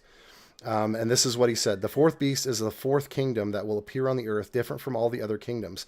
It will devour the whole earth, trample it down, and crush it. And the 10 horns are 10 kings who will rise up from this kingdom. After them, another king, different from the earlier ones, will rise and subdue the 3 of those kings. He will speak out against the Most High and oppress the saints of the Most High, intending to change the appointed times and laws, and the saints will be given into his hands for a time, and half a time. So again, we see this again with what we were just reading previously. It says, but court will convene, and his dominion will be taken away and completely destroyed forever. And then the sovereignty, dominion, and greatness of the kingdoms under all heaven will be given to the people, the saints of the Most High. His kingdom will be everlasting kingdom, and the rulers will serve and obey God. So that to me is Daniel now looking forward and seeing these things. So as we get into the text where it talks about this spirit or whatever, it says that he 5. Do we get to that part yet where it says 5 had come? Or is that in a few? I think that's a little bit goes a little bit further. But just to go to that, and the description of these heads, from reading what Daniel just said, says that each one of those heads represents a kingdom. Then each one of those horns represents a king or ruler. And so it says those 10 are given power for a short period of time. But there were 7 heads or 7 kingdoms that were here before. And so I think we both agree that this is like a Nimrod thing, that this Nimrod at some point, I believe, has poked his head up at different times. And so as we get into the text later, I'll just read this real quick so it's out of the way. It says 5 have come. Now, this isn't 100%. I've been trying to work this out. Nimrod would be number 1. 5 have come. Okay. So this is at the time that John is, remember the formula we have. Write the things you know, write the things that are happening now, and write the things in the future. So it says 5 have come. I believe Nimrod is the first one. Then a pharaoh. There's one of 3. There's Shishak, who was around 1000 BC, the 10th century BCE. King Seti could possibly be one because he was at the time of Moses. Either King Seti or King Ramses II. They're not exactly sure which pharaoh is around that time period, which would have been around 1323 up to 1213 BCE. Either one of those kings.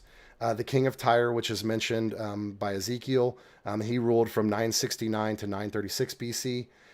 Then you have Nebuchadnezzar, who we're just talking about right now. He's the one that destroyed the first temple, and that was between 605 and 562 BC. And then you have Antiochus Epiphanes, who is the one who did the desolation of the temple.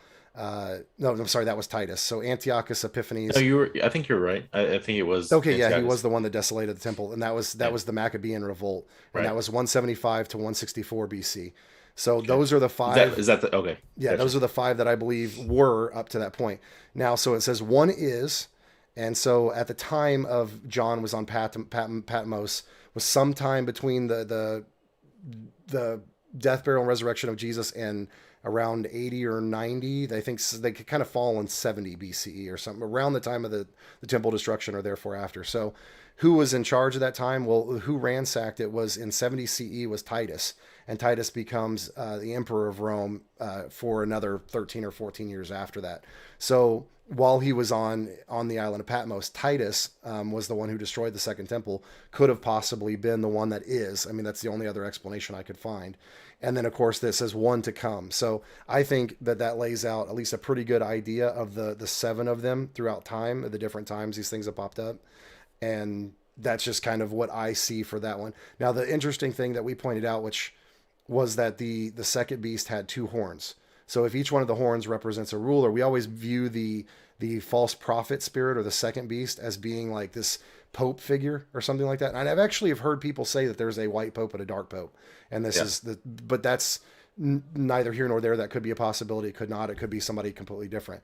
But they do have two horns, which if we follow this logic means there's two of them and not just one.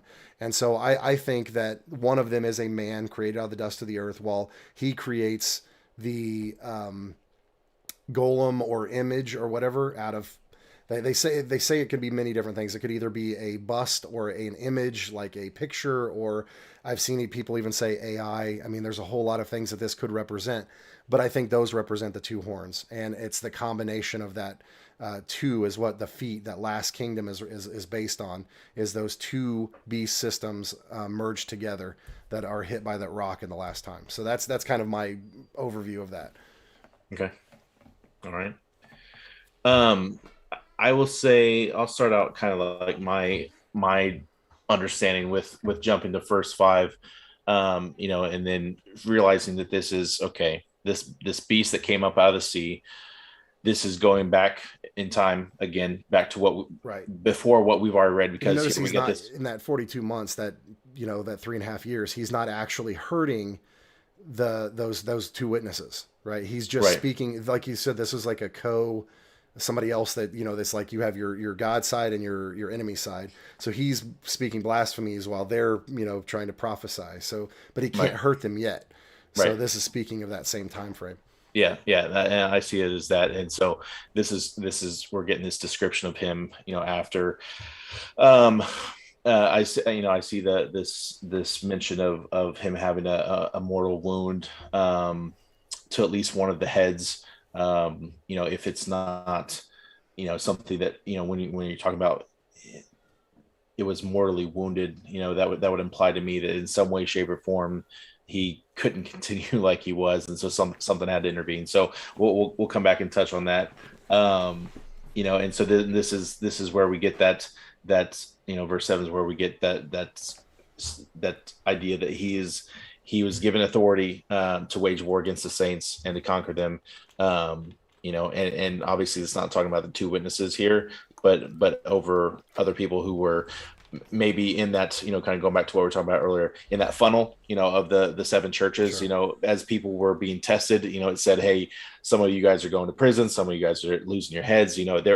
I kind of put this into that, he had authority to do that. That was, he had, over, it says every tribe, people, and tongue and nation. So he had some type of global control and was given authority by the Father, to do that. And can I touch on a real quick point? Yeah. Sorry before. So right where you're about to read, and then the next, so 8 and 10. Okay. One thing that, because we've had this discussion before, but I always like to point this.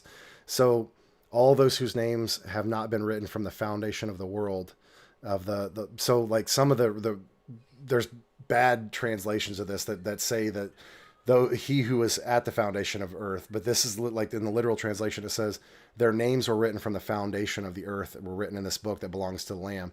And it goes on and kind of echoes this in the next part where it says, he who has an ear, let him hear. If anyone is destined for captivity he will go. It's literally because there are people that in this time frame, and like the Bible says that we're created for a time such as this. Sure. Right? So there are some people that's where they're going to go, and they're going to reach people in captivity, or there are people that are going to die by sword. But this is again why we named this what it is. It says, here is the call for perseverance and faith of the saints, or the perseverance of endurance, or that's important to understand that people are going to die, People you know are going to die. People are going to get captured. And you have to understand those people. It's nothing that's not always something they did or whatever. Sometimes that's what you have to. We're all called to die once, and I just like how it's put there. Because it's dropped in there. It says this is going to happen, guys. But we're going to have to, as saints of God, we're going to have to persevere through all of this persecution and stuff. Sorry, I just want to drop that in there before I forgot. No, yeah, no, it's a really good point. It's like you said, it's the only thing in this whole kind of section that was really,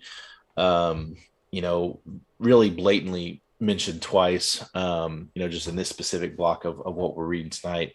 I feel like Paul, even though he came before, this text, was preaching straight out of this text, when he's like, it's about finishing the race. It's not about, performing really well at the beginning and then just slacking off the rest of your time. It's not about realizing that there's grace and so you can just do whatever you want the whole time, sit at the water station, at the marathon, just sit there and drink all the water and you don't have to do anything. And be like, when he comes back, he knows my heart, type of mentality. It's all about finishing the race, and that there are some people that are destined for captivity. There's people that are destined to die by the sword.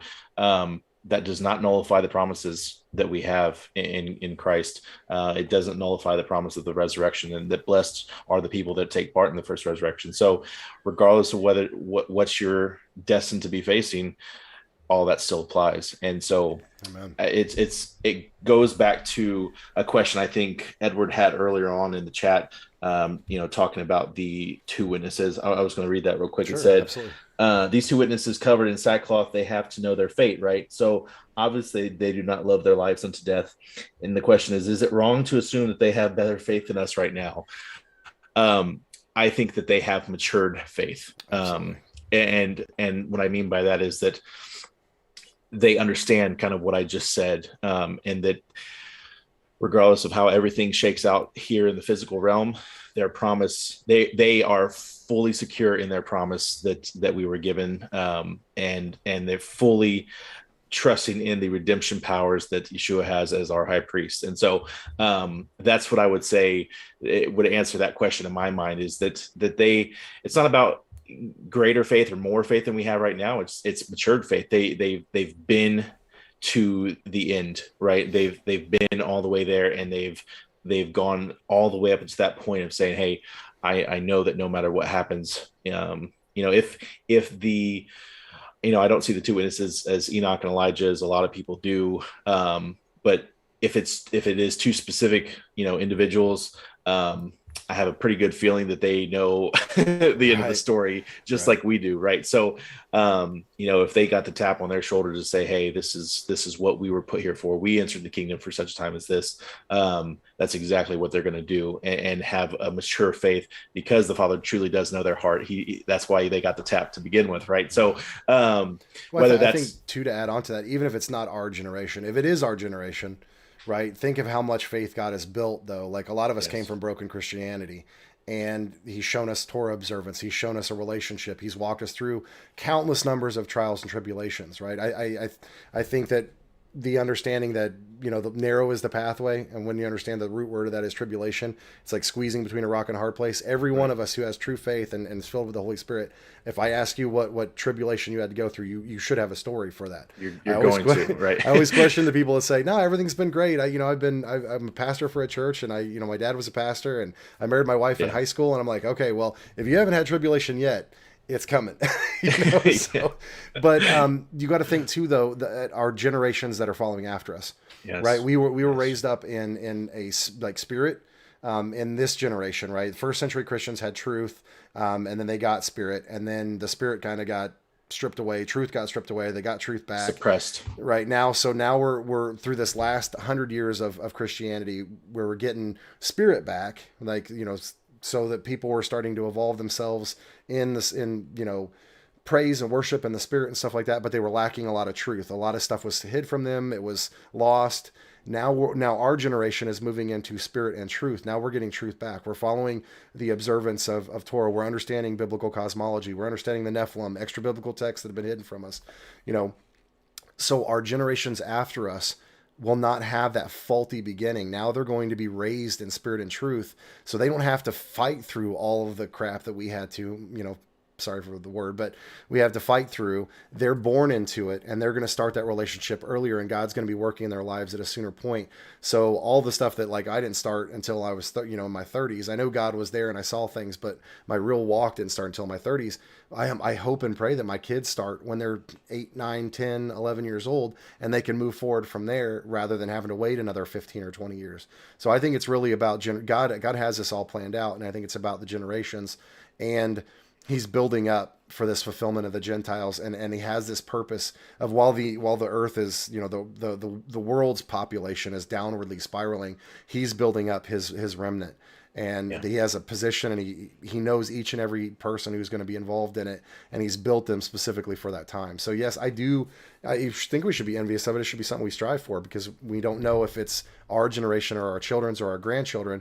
We should be teaching them to have that kind of faith, to be able to call down fire and all that kind of stuff. So absolutely, I don't have anything else to add to that, except that if that's not a wake up call for the parents out there, like, I don't care whether you're yet soon to be a parent, like you're a parent now, you have kids, you want kids, like, it doesn't matter which category you fall into, but if that's not just an absolute wake up call, and understand that the creator of all the universe may be depending on your obedience to teach your kids to worship him in spirit and in truth. Like, if that even that one sentence doesn't just sink in and absolutely, like radicalize your life, and make you want to walk a way that just screams two witnesses, right? I mean, like, if we didn't have the example of Yeshua, if we didn't have the example of the apostles, the two witnesses are someone to look to as an example, like what their faith looks like, and how they walked it out, and knowing full well what the end was. Man, that's something that we should absolutely be striving for, not to attain some type of rank, or position, but just to be able to live our lives in a way where we can be that example for our kids and for those that are around us. So what does the scripture say, though? Those who save their life will lose it, and those who lose their life for my sake will be saved. Yes. So I mean, think about an army that, because I have Viking lineage and stuff. The most terrifying armies to fight against were berserkers, like in several cultures, right? Because I mean, you have that idea with dive bombing planes and stuff during not Hiroshima, but the Japanese raid on Pearl Harbor, right? The worst army to face up against is an army that has nothing to lose. And these people know that in 3.5 years, they're only going to die they're only going to die for 3 days. And then the promise is they're going to be resurrected. They have nothing to lose. And they have the faith because they already know what is coming, and it's not going to stop them. There's nothing the enemy can throw at them because they're protected up to a point. And then it's just like in the blink of an eye, they're dead, and then they come back, and then Yeshua's back. So they have nothing to lose. That's a terrifying army to face that has nothing to lose. That's a really good point. Kamikaze. Thank you, Edward. Yeah. It's such a good point. I mean, I think that's what we should all be striving for. And the Lord knows I am not coming to you from a place of saying, hey, I figured this out and I'm telling you now. It's like you said at the beginning, Aaron, it's like, we're talking through us ourselves stumbling through trying to figure this out, how to mature and how to deal with, the day-to-day life that we have to deal with our flesh and to die daily to what our bodies and our own will is, and truly try to embody, we still haven't got there yet but the next chapter where it says these 144,000, they followed the Lamb wherever he goes.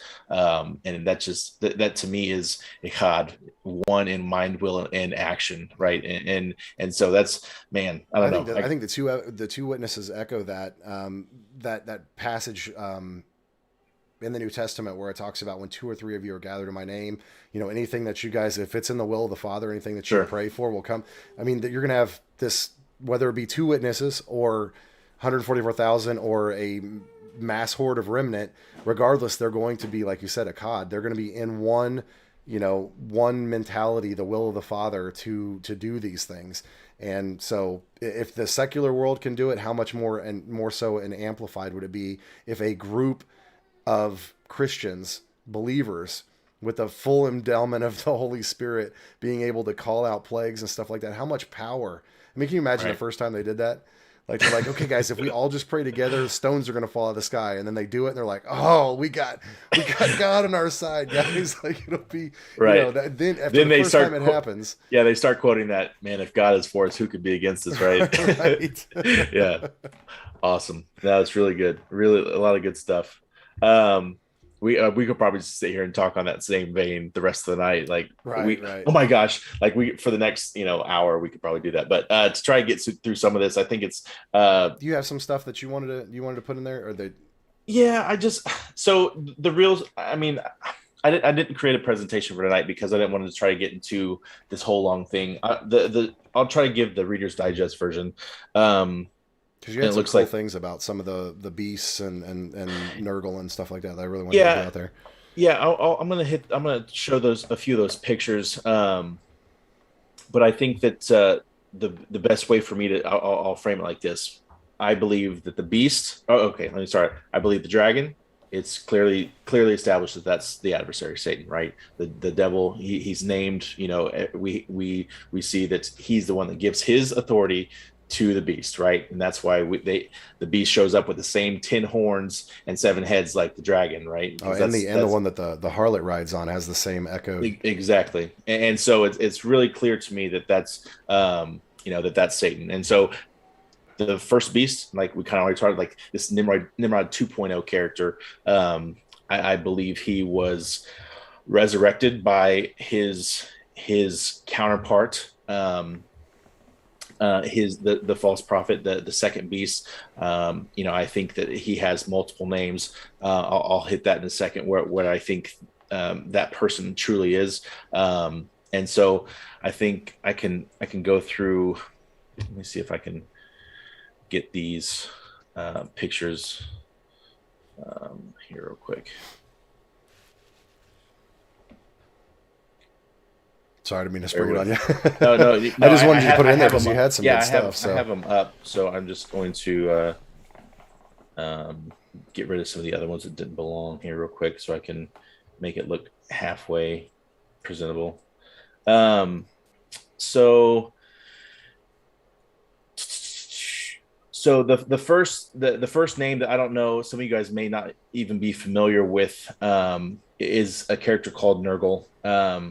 He's referenced. I'm gonna switch here, stop this, and then I'm gonna jump right back into it. All right. Does it look good? Is it coming across there? Yep, we gotcha. Okay, perfect. So this character he's in the 66 book canon. He's in there. I'm not going to go through a whole study on him tonight. I'll leave that to you to go to search him out. There's reference to like the lion-like men of Moab. He's referenced in several different places in Kings and whatnot. Here's this beast. He's got the head of a lion, wings like an eagle. He's got 2 horns. So this is like a 3D printed character that someone came up with. Let's see if I can just switch into. So this is on some ancient Babylonian tablets.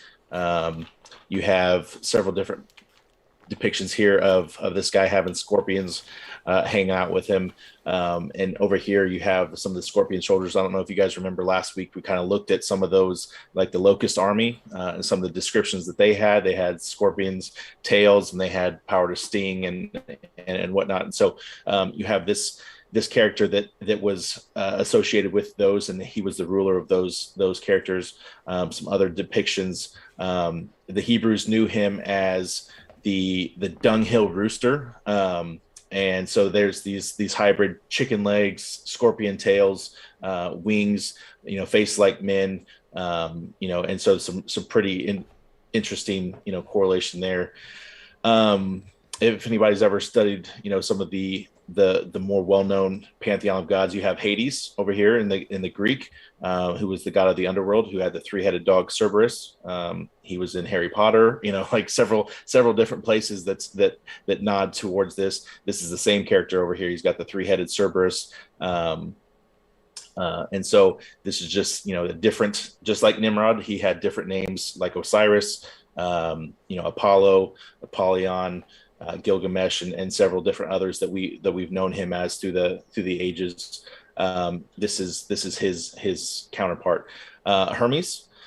So this is the caduceus. This is, we've always attributed this to, healing power. It's what, doctors wear on all their badges and stuff, associated with hospitals and healing and whatnot. Hermes was the god of protection from plague and pestilence and whatnot. Also had healing power and resurrection power as well. And over here you have just the older form of the caduceus depicted there with Nergal. I got a question for you. I don't know for sure. So when Moses was in, let's see. Yeah, Moses, I know what you're talking about. Right, and they put up the bronze serpent that's on the stick, right? It's the caduceus. I always was.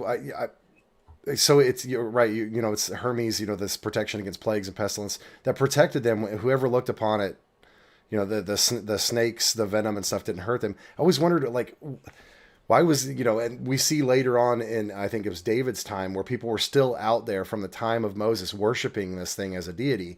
Absolutely. Do you think this could be tied to this angel or this being or whatever at some point? I really think so.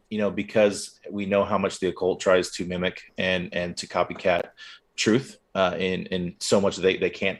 They don't have any creative power. They're not original. They can only, take what's there and twist it to their own ways and whatnot. And so, it definitely there's some I guess the what happened in the wilderness with, for sure.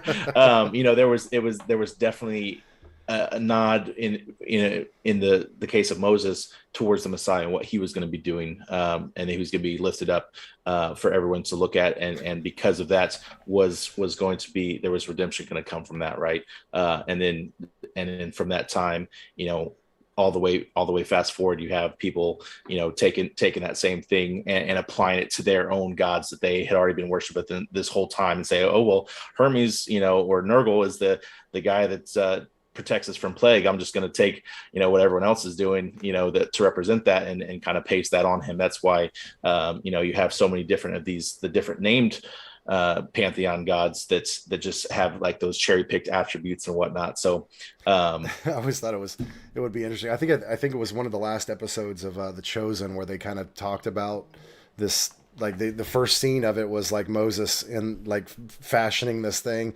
Sure. I just picture Moses going, why is God making me make a bronze statue when he just got in trouble for, making a bronze bull? He's like, oh, come on, I don't know why God's asking me to do it. We're just doing it.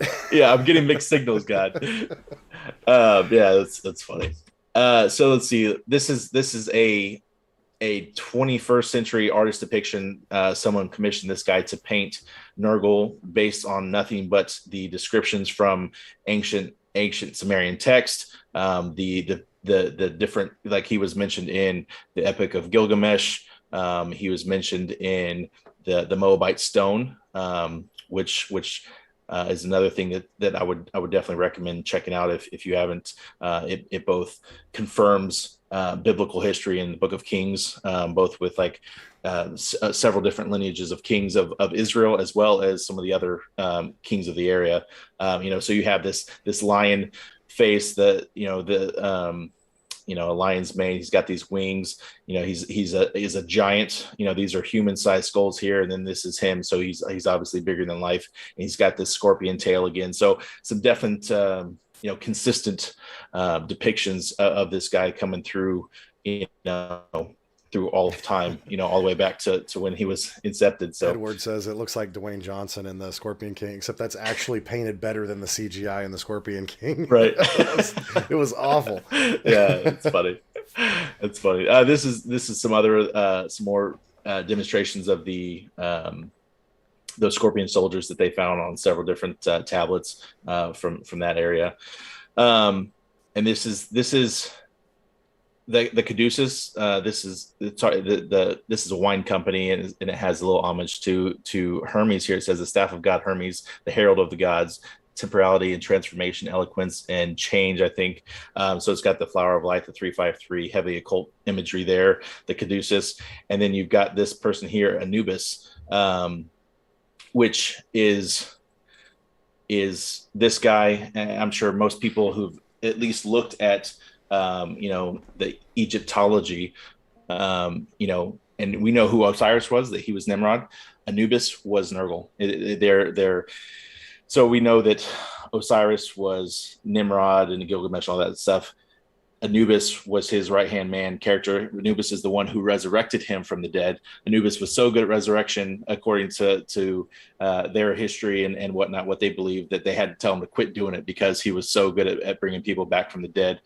So he was the god of the underworld. He's been heavily associated with protection from pestilence and all that stuff. And so he was in that top 3 pantheon of Egyptian mythology, right, with Ra, who would represent Satan. Same thing as Zeus, Ra, the same guy. Then you have Osiris and Apollo, the same guy. Then you have Anubis and Hermes. And then the Romans came along after the Greeks had their name for him in Hermes. They just well, you guys are just copying what the Egyptian had. So they just started calling him Herbanubis. they literally just combined the 2 names and said, that's what we'll call him, because, you're obviously talking about the same person here. So, so my brain's doing its thing. Okay. And I was thinking about this. Hit me with it. So Nimrod, right? Okay. The story of Nimrod, for most people that don't know, Nimrod was the grandson of Cush, and he marries his wife, or his mother, who we know as Semiramis, but there are many names for her. But then Nimrod dies, and Semiramis becomes the one who starts the Nimrod religion. But he would have had to have a high priest. Okay, so hear me out, right? He would have had a right-hand man, and then he had his wife. I mean, just looking at most of the other kings and stuff like that at the same time. I guess so. In this story, right? Okay, so I don't believe that Semiramis had a virgin birth.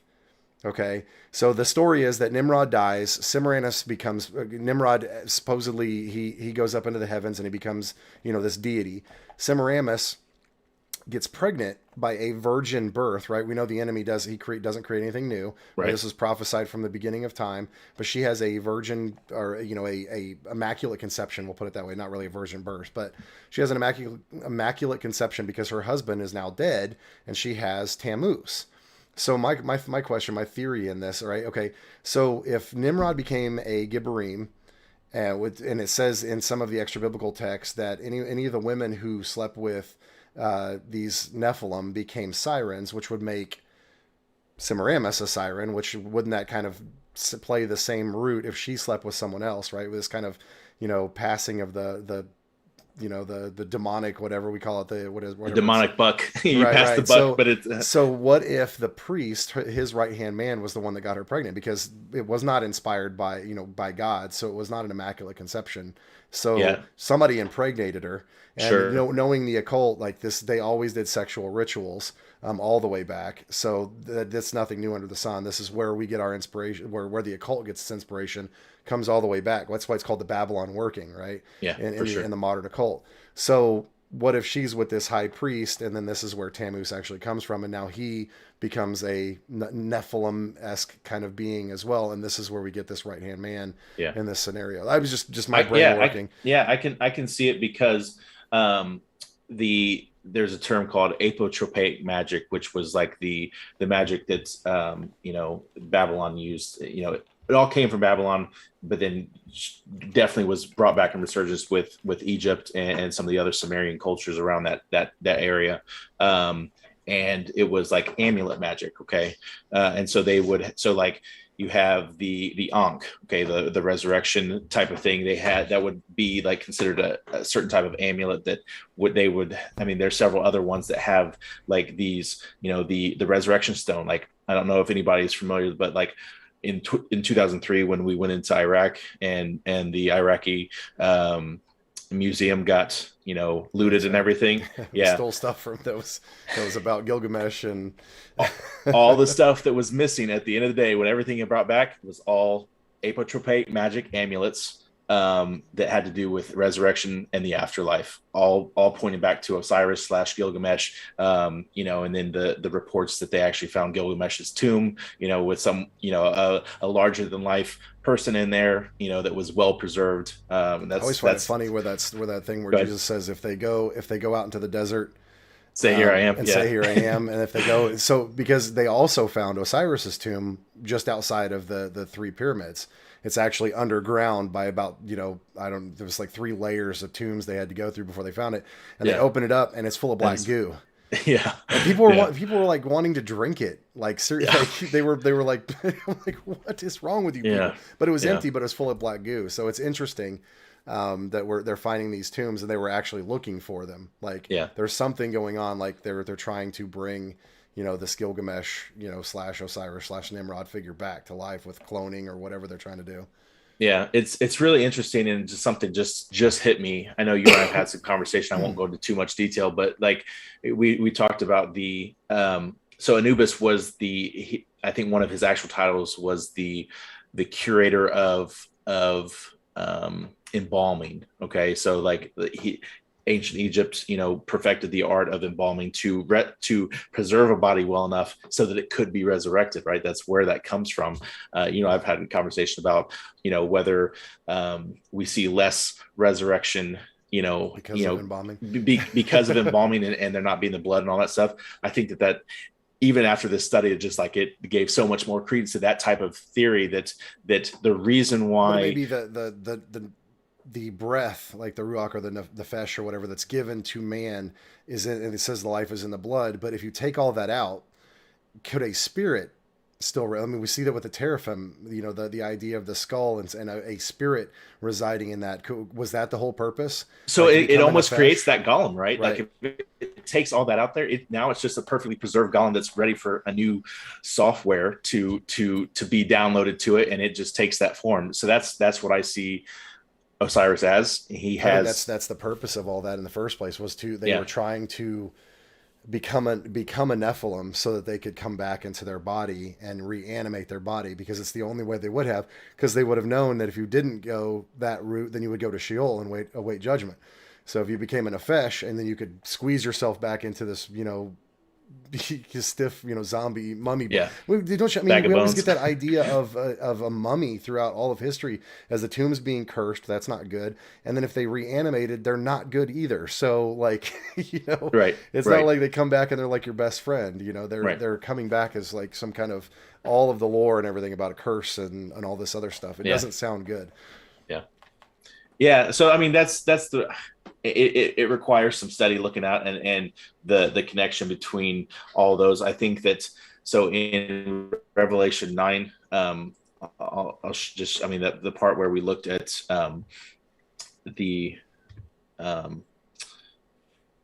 so when it says that the king of the abyss, down here in verse 11, where it says they were ruled by king, the angel of the abyss. His name in Hebrew is Abaddon, and the Greek is Apollyon. Okay, I think that's where the text literally names the first beast. And then in Revelation 6, where you have this first rider, the fourth. I think it's the fourth rider.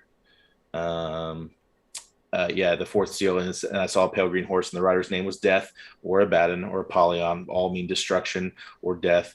And then it says, and Hades followed close behind. I think that's where the text literally names the second beast. Okay, I mean, everyone that Paul was writing Revelation to would have known exactly who they were talking about. They would have had no question, understanding that this guy is the god of the underworld. He's coming out of the abyss, and he's operating in full authority of the first beast and the dragon. And so I feel like from their perspective, they would have had zero issues making that connection, right? And so I think that's why some of this has been overlooked, because we get so lost in the symbology and trying to discern what is symbolical and what is literal. And so I think that's just my perception. That's my take on it. I think that's possible. That being that these these four that are bound in the Euphrates or whatever, that could be, if we could name the other three as, say, being watchers or something like that, like maybe, Azazel or something like that, whichever one taught how to create weapons and stuff like that. If he was named as like war, I think I'll have to look into that more and see, because if I can find three named that fit those other two, or the other three positions. But yeah, it's interesting. I think you've got some definite correlations there.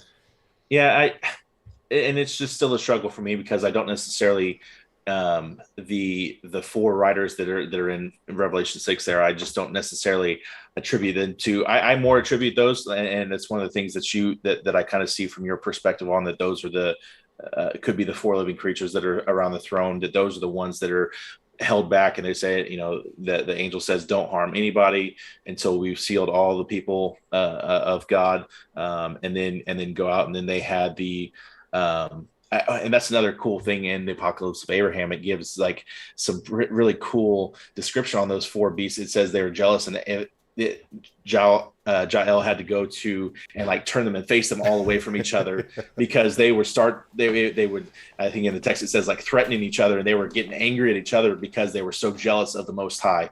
So they just absolute consumed by their zeal to protect the mind, will, and emotion, or the mind, will, and action of the Most High. And so that's why I think that when it comes to if it's those four that are released as from the river Euphrates, and they go there.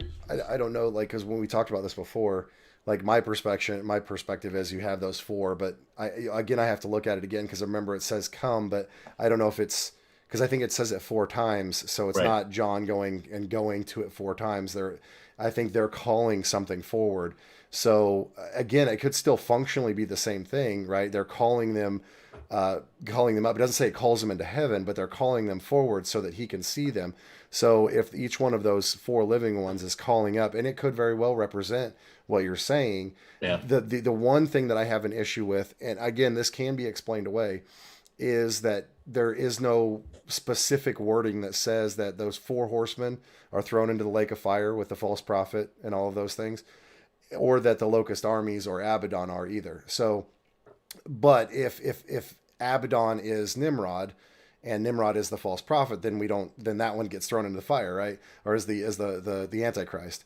And so if this other one is the false prophet, then there goes that. And if all the locust army are that which possesses all of the those that take the mark, then they're associated with those that take the mark. So it can be explained away, but I don't specifically see any language for the four horsemen, and specifically because all the enemies of God are thrown into the lake of fire, and I don't see anything where it says those four are thrown into there. And I think that's where you have into the lake of fire. I think that's where you have the best foundation for kind of how you were seeing it. Kind of what we were talking about last week is that those four aren't necessarily like the four living ones. Obviously, the four angels that go and destroy, a third or a quarter of mankind, and all the destruction that happens on the earth. Those four definitely aren't. I don't think that they. My view has shifted that those aren't the same that are mentioned in 6 when the seals are open. So, because the writers that are on those. On the first 3, except the fourth seal, where it says that the death was the writer and Hades followed right after him. Besides those two being named, the other 2 more are like just the circumstances and the environment and what's going on, more so than like named individuals that can't technically be thrown in there. It says that there's authority given to them over those specific things, so death and whatever. So, but that doesn't mean that it even, like I said, I'm kind of conceding on some of those parts. It doesn't mean that authority isn't given to a creature from the beginning. Like when God created them, he said this angel or this being was supposed to be the one that did this. Sure. And because of everything that's happened, they're still required to do this because God gives his gifts unrepentantly. So that's why we see these angels and principalities and like the council were still supposed to be doing something, but you see in Psalms 82 where they're chastised for not doing what they're supposed to be doing. This council, they're going to be judged on what they didn't do when they were required to. So, I think that's very possible that these beings, they could have been angels originally and are now not. which could lend credence to like the Watcher's ideology or any Right. other plethora of things. Like, the angel of the abyss or whatever could be one of these angels that, didn't do what it was supposed to be doing. So we don't exactly know. So I think all of the Well, perspectives make I sense. think on that specific point though, I would go back to the Jael being that one that's, it says that star fell from heaven and opened up the abyss. Literally in the Apocalypse of Abraham, Jael says, "I'm the one that's tasked with loosening Hades." Sure. And so that's why I would go back to that, him being the specific angel named there. So I don't know. It's just interesting. It may be one of the things where we don't have the full picture, but I think that, it has been cool to kind of see at least some of those pieces start kind of falling into place. Right. Well, that's kind of like that whole thing about like when Yeshua descended down into there and then took the keys of death.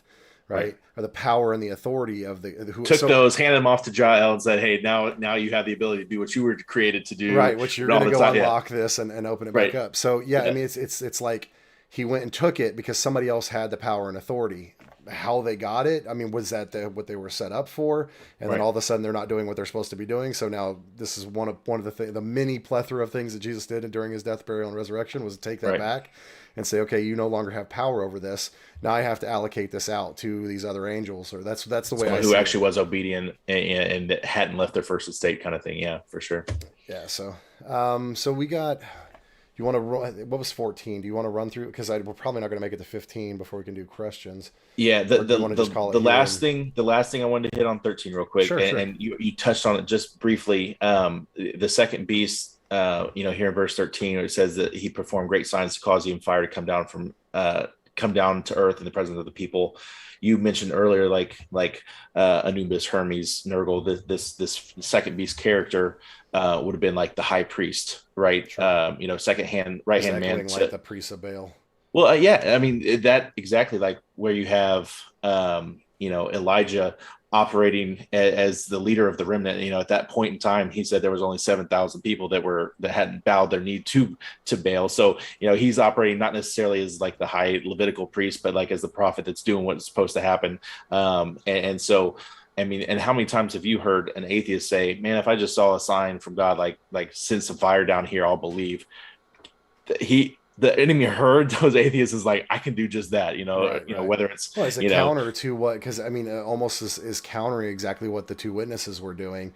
Now you have this prophet. We're trying to imitate it with like dew weapons or something, right? Right. Yeah. I mean, however they're going to do it. Like I said, we saw in Egypt during the Exodus that Aaron cast down the staff, and then the priests of the Pharaoh cast down their, but I mean, the snake consumed their, they had the ability and the magic to do so.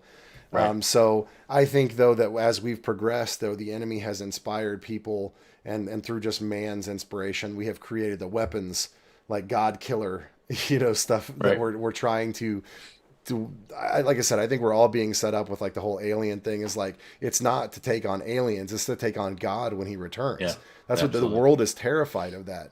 And we were talking about this earlier when we were looking at, what the enemy, with some of these images and stuff where we were seeing, like, it was just kind of my defense to what you were saying, because you made some really good points. But just because the enemy, the secular world or secular prophecy gets a vision or sees something of the enemy or of God, it's terrifying to them. They view it as the enemy.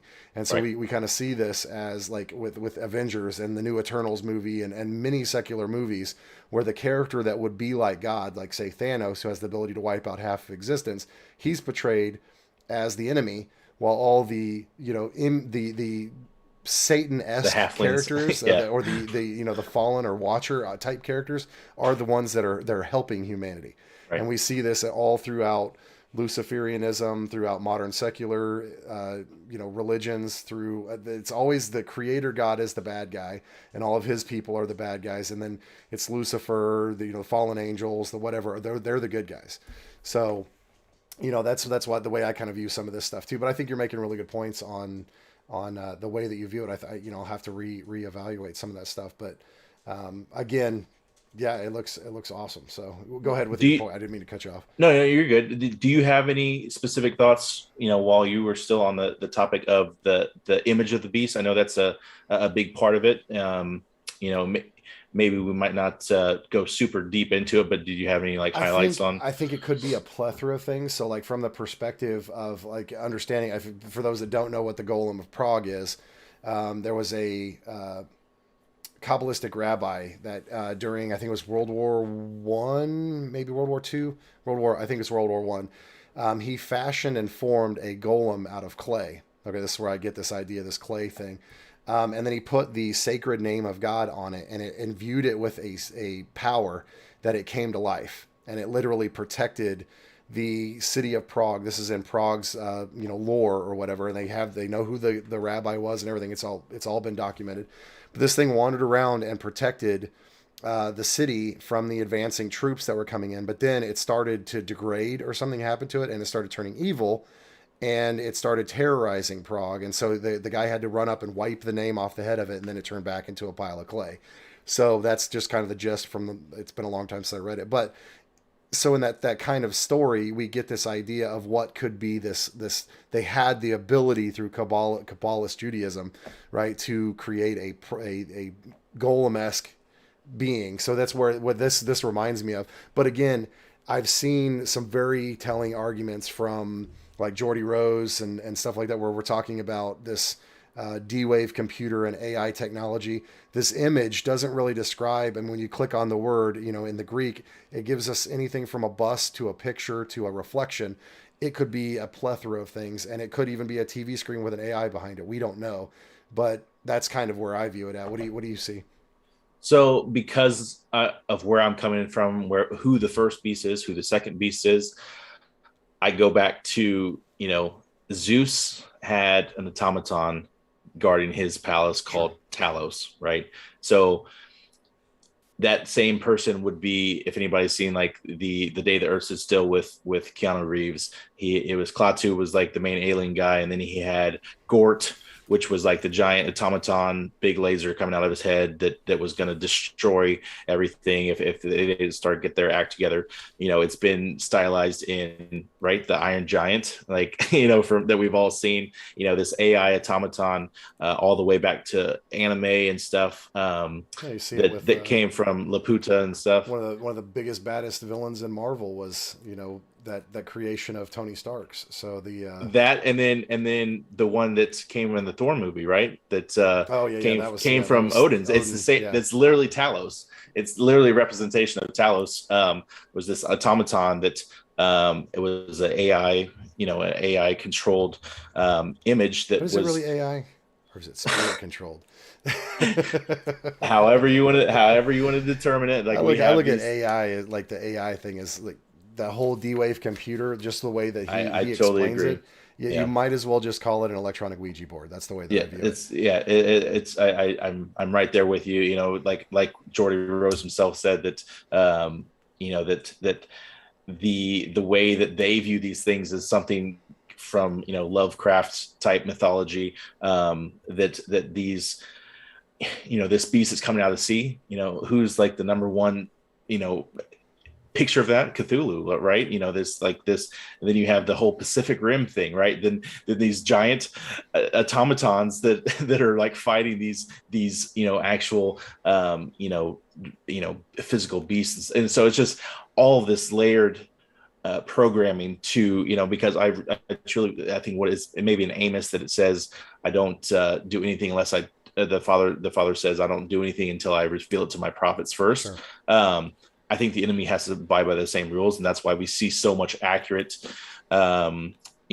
plans coming through, media and all that stuff, is because they literally are bound to that same contract that they have to put out. It's called Eyes Wide Shut on the occult. Sure, yeah. So. And so that's how I see that. So that's my perception of what the image is. It's literally some type of AI / otherworldly, spirit controlled, being that truly has the ability to interact with everyone who has the mark, and it is part of that same system that it's running on. It can do damage to anybody who's not abiding by their wills and whatnot. So that's my perception on that. The mark of the beast. I think it goes back into that thing, whether it's literally something that's interacting with you to take away your own nefesh, right? Your own soul to give yourself over and to make yourself a suitable host for these other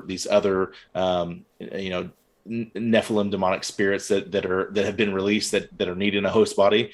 Yeah, I can definitely see that as working in the deliverance ministry. When you're actually a demon is manifesting, it's literally like two spirits trying to control one body, and they're fighting, over it.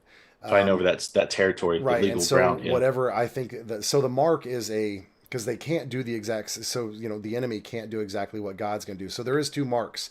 I think most people skip over that and go straight to the mark of the beast. But there's a sealed mark of Yahweh. It's called a Tav, right?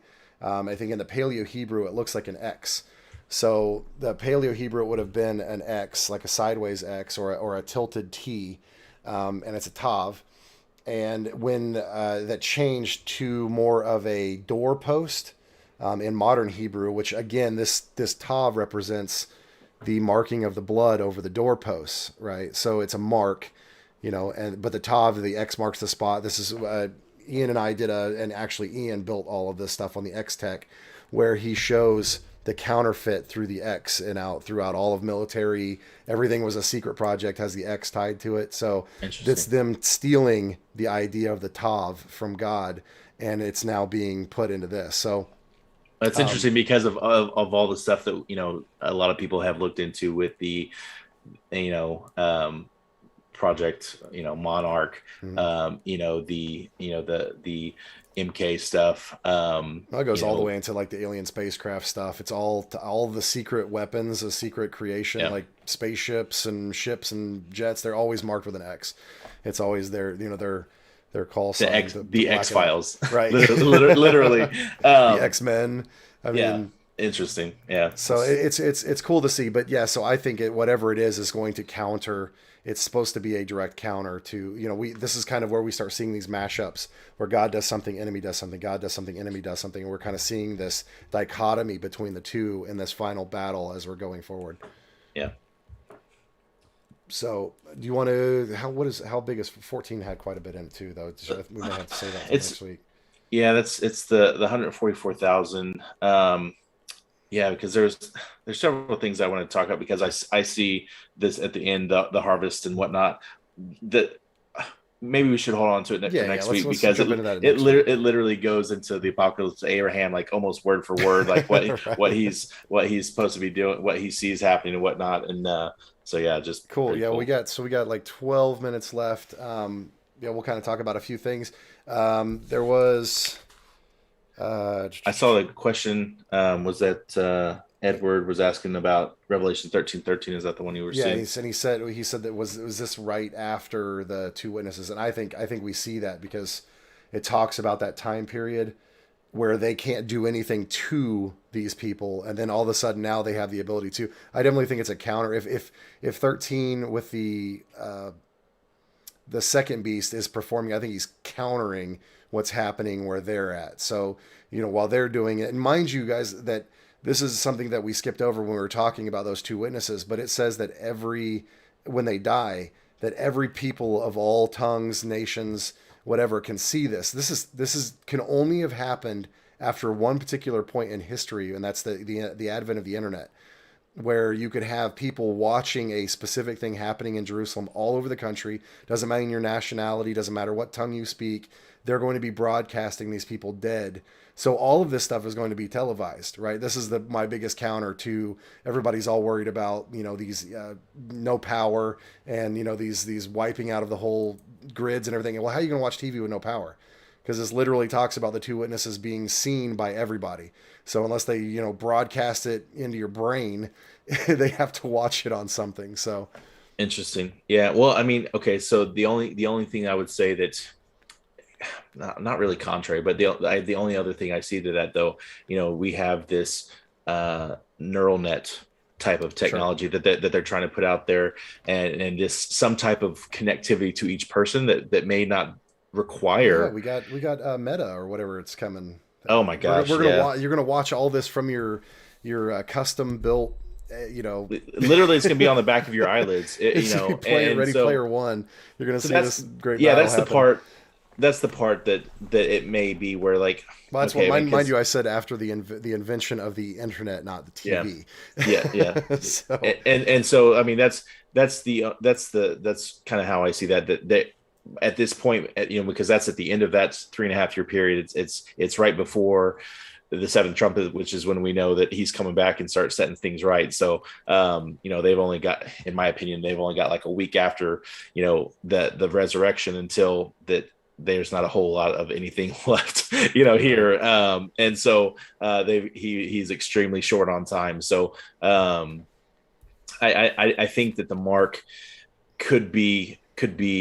I don't think that the mark only gets implemented at the very end. I think that there's at least, it would have to be, in my opinion, it'd have to be at least 5 months prior to the end of that 42 months. So it would have to be at least starting, the mark would have to be in place by at least like month 37, right? Like if we're following that. And that system is ongoing. I mean, what we're in right now is, and I'm not going to mention it because I know how the algorithms are here. Sure. What we're in right now, though, is I personally believe it's been more of a psychological operation against people. I mean, when you look at the differences in the countries, like Australia versus America, like we're still putting up a fight while Australia is completely, they're literally taking people and putting them into camps at this point. You know what I'm saying? So I think they're really gauging the countries at this point, but this is a system that they really have to watch and test and trial to see, are the people going to give into it? Because these people are doing it from a worldly perspective, not a godly perspective, because God knows in his timing when it's going to happen, but they're trying to push the button. They're like, okay, can we do it now? Can we do it now? Can we do it now? And we keep seeing them trying to implement this one world, one religion, one monetary system. They keep trying to push it because they're like, can we get it to work now? Can we get it to work now? It's like they're really trying to push for this to come. So, there was another question on there. Anthony Dickinson asked and said, best response to preterism. So the belief that this has all happened already. You say the best response? Yeah. If you could think of a response, what would be your best response to take on the idea that this has already happened and this is not happening? We're living in the millennial reign right now. Yeah, I stopped sharing. So I don't think we had anything else to really show. So if you wanted to make it full screen, sure. I'm trying to think. I just came across a really good one. I'm trying to remember where that was. Do you have anything off the top of your head that you know exactly where you'd go with it while I'm trying to think about it? I think like there's plenty of little arguments that you can look at, like the whole idea of every nation, like what we just talked about with the every nation, every tongue, and everybody being able to see a location at one time. Sure. You can't. That's never has happened in history. Okay. So yeah. There are plenty of things that I think you could go through the text and you could say, has this happened? Has a third of the stars fallen to the sky? From the sky? Has the enemy been locked away? Is there no sin? I mean, you can look at Ezekiel. You can look at the promises, the second covenant. Are our stony hearts stripped away? Has there been the regathering of Israel? Like, there's a lot of things in prophecy that haven't happened yet. So how you could say we've already jumped to the end, I think is difficult. Like, you just kind of get rid of the whole idea of second Exodus, this pattern of evidence that we have where it's happened before, it will happen again. That just, so that whole pattern of this happening is all, even though it happened once already, that's all just symbology. Because we have evidence where it's happened before, and God says there's nothing new under the sun, and that He functions cyclically. So why would the second time around just be symbols? Well, yeah, I mean, you hear, like, you read the verses that say, okay, the bowls of wrath, okay, that's going to be a time like no other time on earth, and there will never be another time like it. Okay. And if we're saying that the kingdom has already come, that taking into account like biblical cosmology, and that there's literally roughly 1,500 mile cube or pyramid, coming down from heaven, tall enough where I don't care where you are on the earth, you can see that. It's big enough where the entirety of the nations can go to there. Why we haven't been going there, there has, because it says if we haven't been going there to celebrate the Feast of Tabernacles, it hasn't rained in our country. It just rained here today, and I haven't gone there. I haven't went to the kingdom to celebrate the Feast of Tabernacles with, Yeshua. So, I mean, But that's symbolic. See, you're going to the tabernacle inside of yourself. Okay, well then there where's the symbolic wiping away of tears? Where's the symbolic no more pain, no more suffering?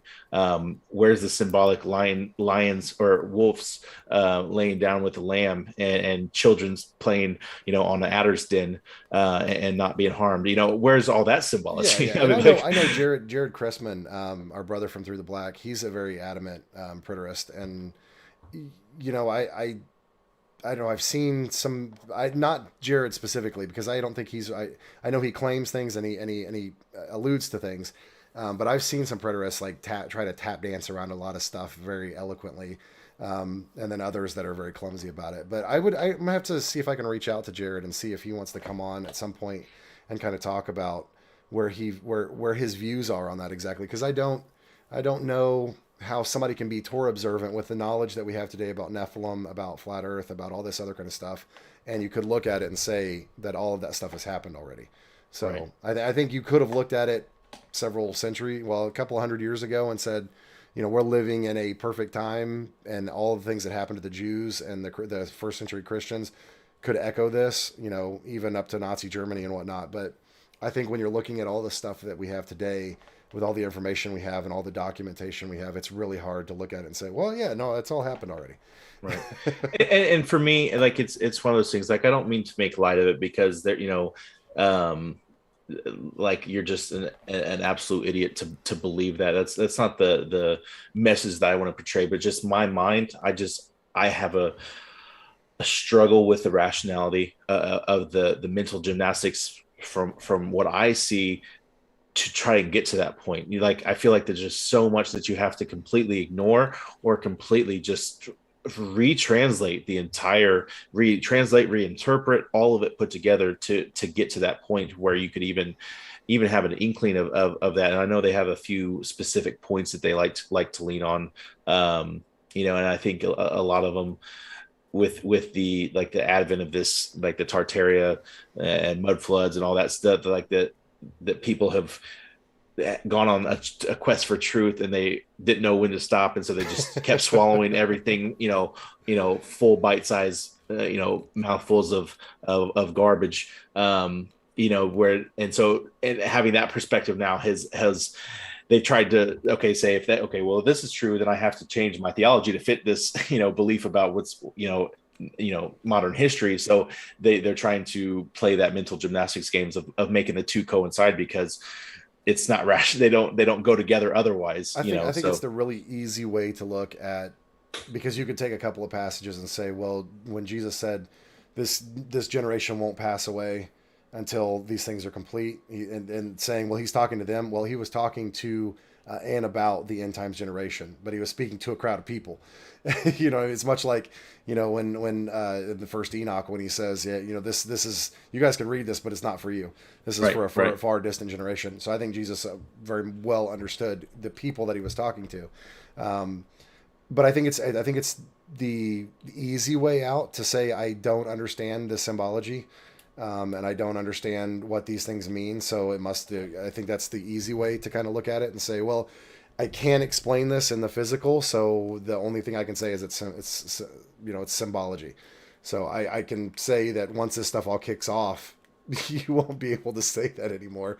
You know what I mean? You can't, when you start every knee will bow kind of thing, when the sky rolls back like a scroll and all this other kind of stuff, like you can't, this is supposed to be symbology. I would much rather be prepared for the worst. This is why I would hope, it would be awesome if a rapture happened, right? Because that means most of you, I don't want to see my brothers and sisters, my family, my children, my mom, my wife have to go through a tribulation where they could die, or there's, chaos and the whole world's falling apart and there's fire and brimstone and, all this stuff is happening. If that would be the awesome way to do it. But do I believe that my character as a Christian is better than all the tribulation that all of the pre-Christians or the Christians before me had to deal with. So if they had to deal with it, why wouldn't I? Because that promise, it says, Jesus said, if they hate me, or if they hate you, remember they hated me first. That's a promise to all of us. We don't get to escape that just because we live 2,000 years removed from him. The promise is we're all going to die, that no man will escape it. And again, going back to what it says, if you try to save your life, you will lose it. And if you lose your life for my sake, you will be saved. This goes on to that whole thing about Paul saying, endure to the end.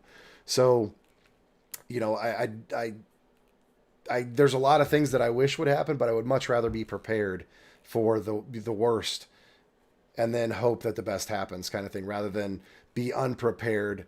And, that's why I think there's going to be a big falling away when this stuff starts happening. And you have all these Christian denominations that preached pre-trib, and they're seeing people getting their heads cut off and fire coming down from the skies and blood in the rivers and oceans, and a third of the things are destroyed. And they're going, my pastor told me we were supposed to be resurrected, or we were supposed to be, rescued from this. We're supposed to be out of here, and I read that book or that series of books, and they said that our clothes would be here, but we're not going to.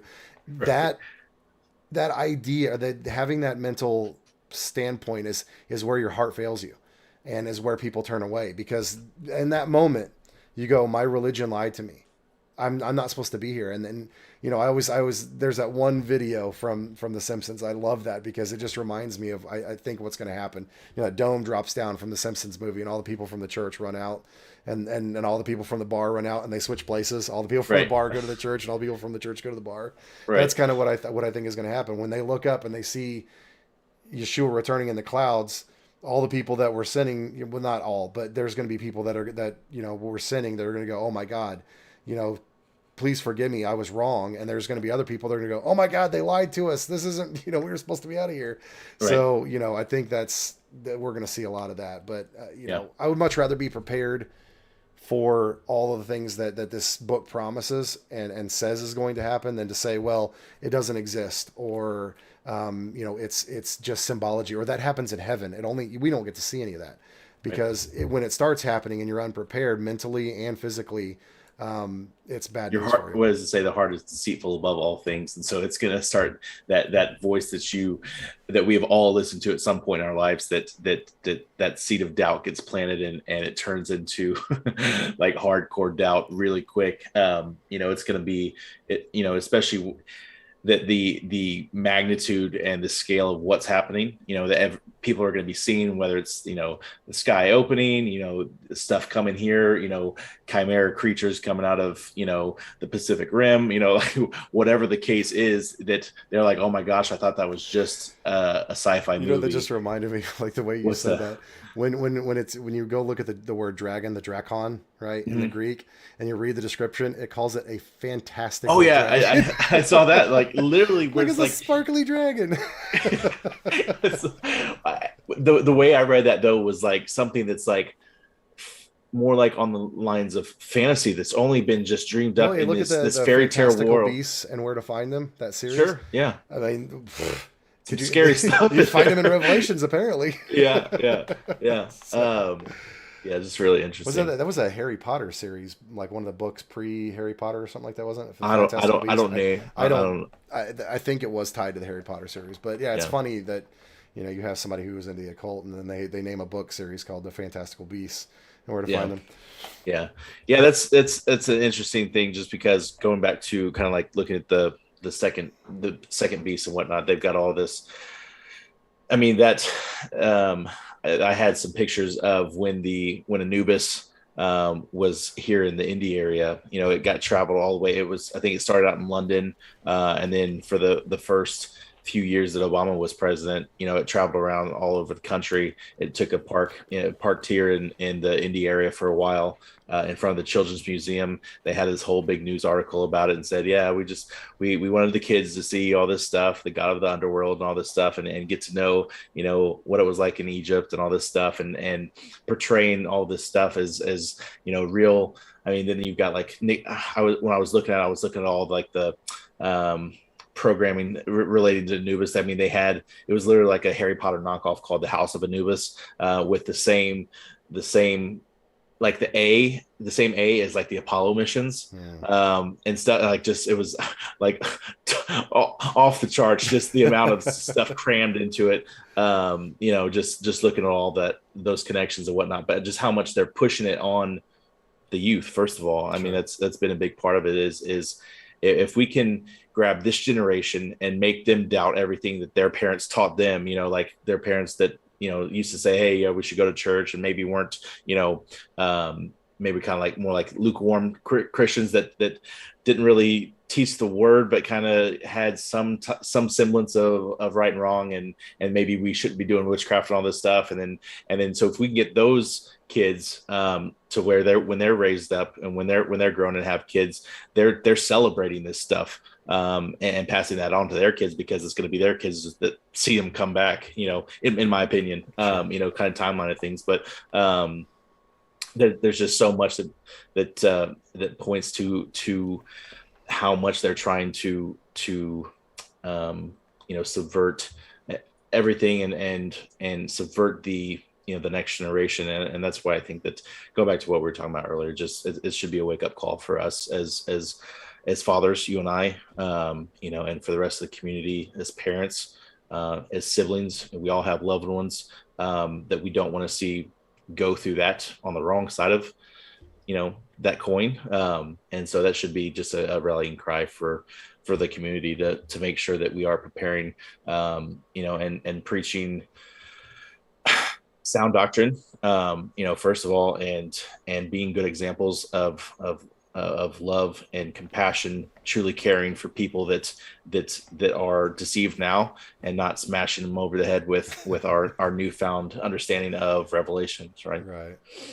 Well, hey, look, we made it 2 hours and we didn't argue. So look at that. Imagine. Hold on. High five. Is it this way? Or is it the other way? No, you're right. Oh, was it like that? Oh man. Well, yeah, this is awesome, man. Guys, we plan on a couple more chapters, but we hit some really good stuff. So we'll just catch up as we go along. I mean, we don't have any set time schedule on this, so if we have to take a little bit longer on certain things, it's not a big deal. So we got 2 through 14 or 13. We got 2 through 13. Yeah, through 13. So we'll do 14, 15, 16, 17, whatever we can get to next week. So anything you want to say in closing? You want to add to it, or? Thank you guys so much for being here. The interaction in the chat was great. Loved being able to hear you guys' thoughts, hear your questions, be able to address some of it. Keep that up. We appreciate it. It brings a lot of meaning to what we're doing, to have that interaction with the community, and just we may be separated by distance, but we have tools that we can kind of come together and get into study and whatnot. So we appreciate you guys. Just really do. Yeah, guys, thanks for tuning in. We hope this was beneficial to you, and we're going to keep this going. Like I said, we're going to kind of put together some stuff after we get through Revelation, so that we can go back through and hit all of these things we're kind of alluding to, that are inside the text and extra biblical.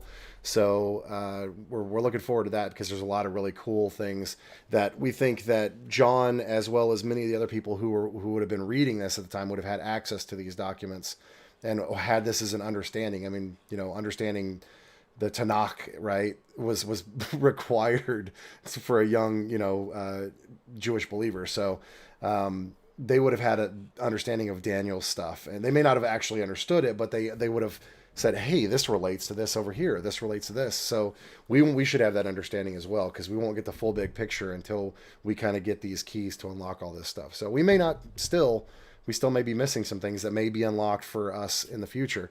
But as it stands right now, we're giving it the best go we can. So we appreciate you guys, and Yah bless you guys and keep you.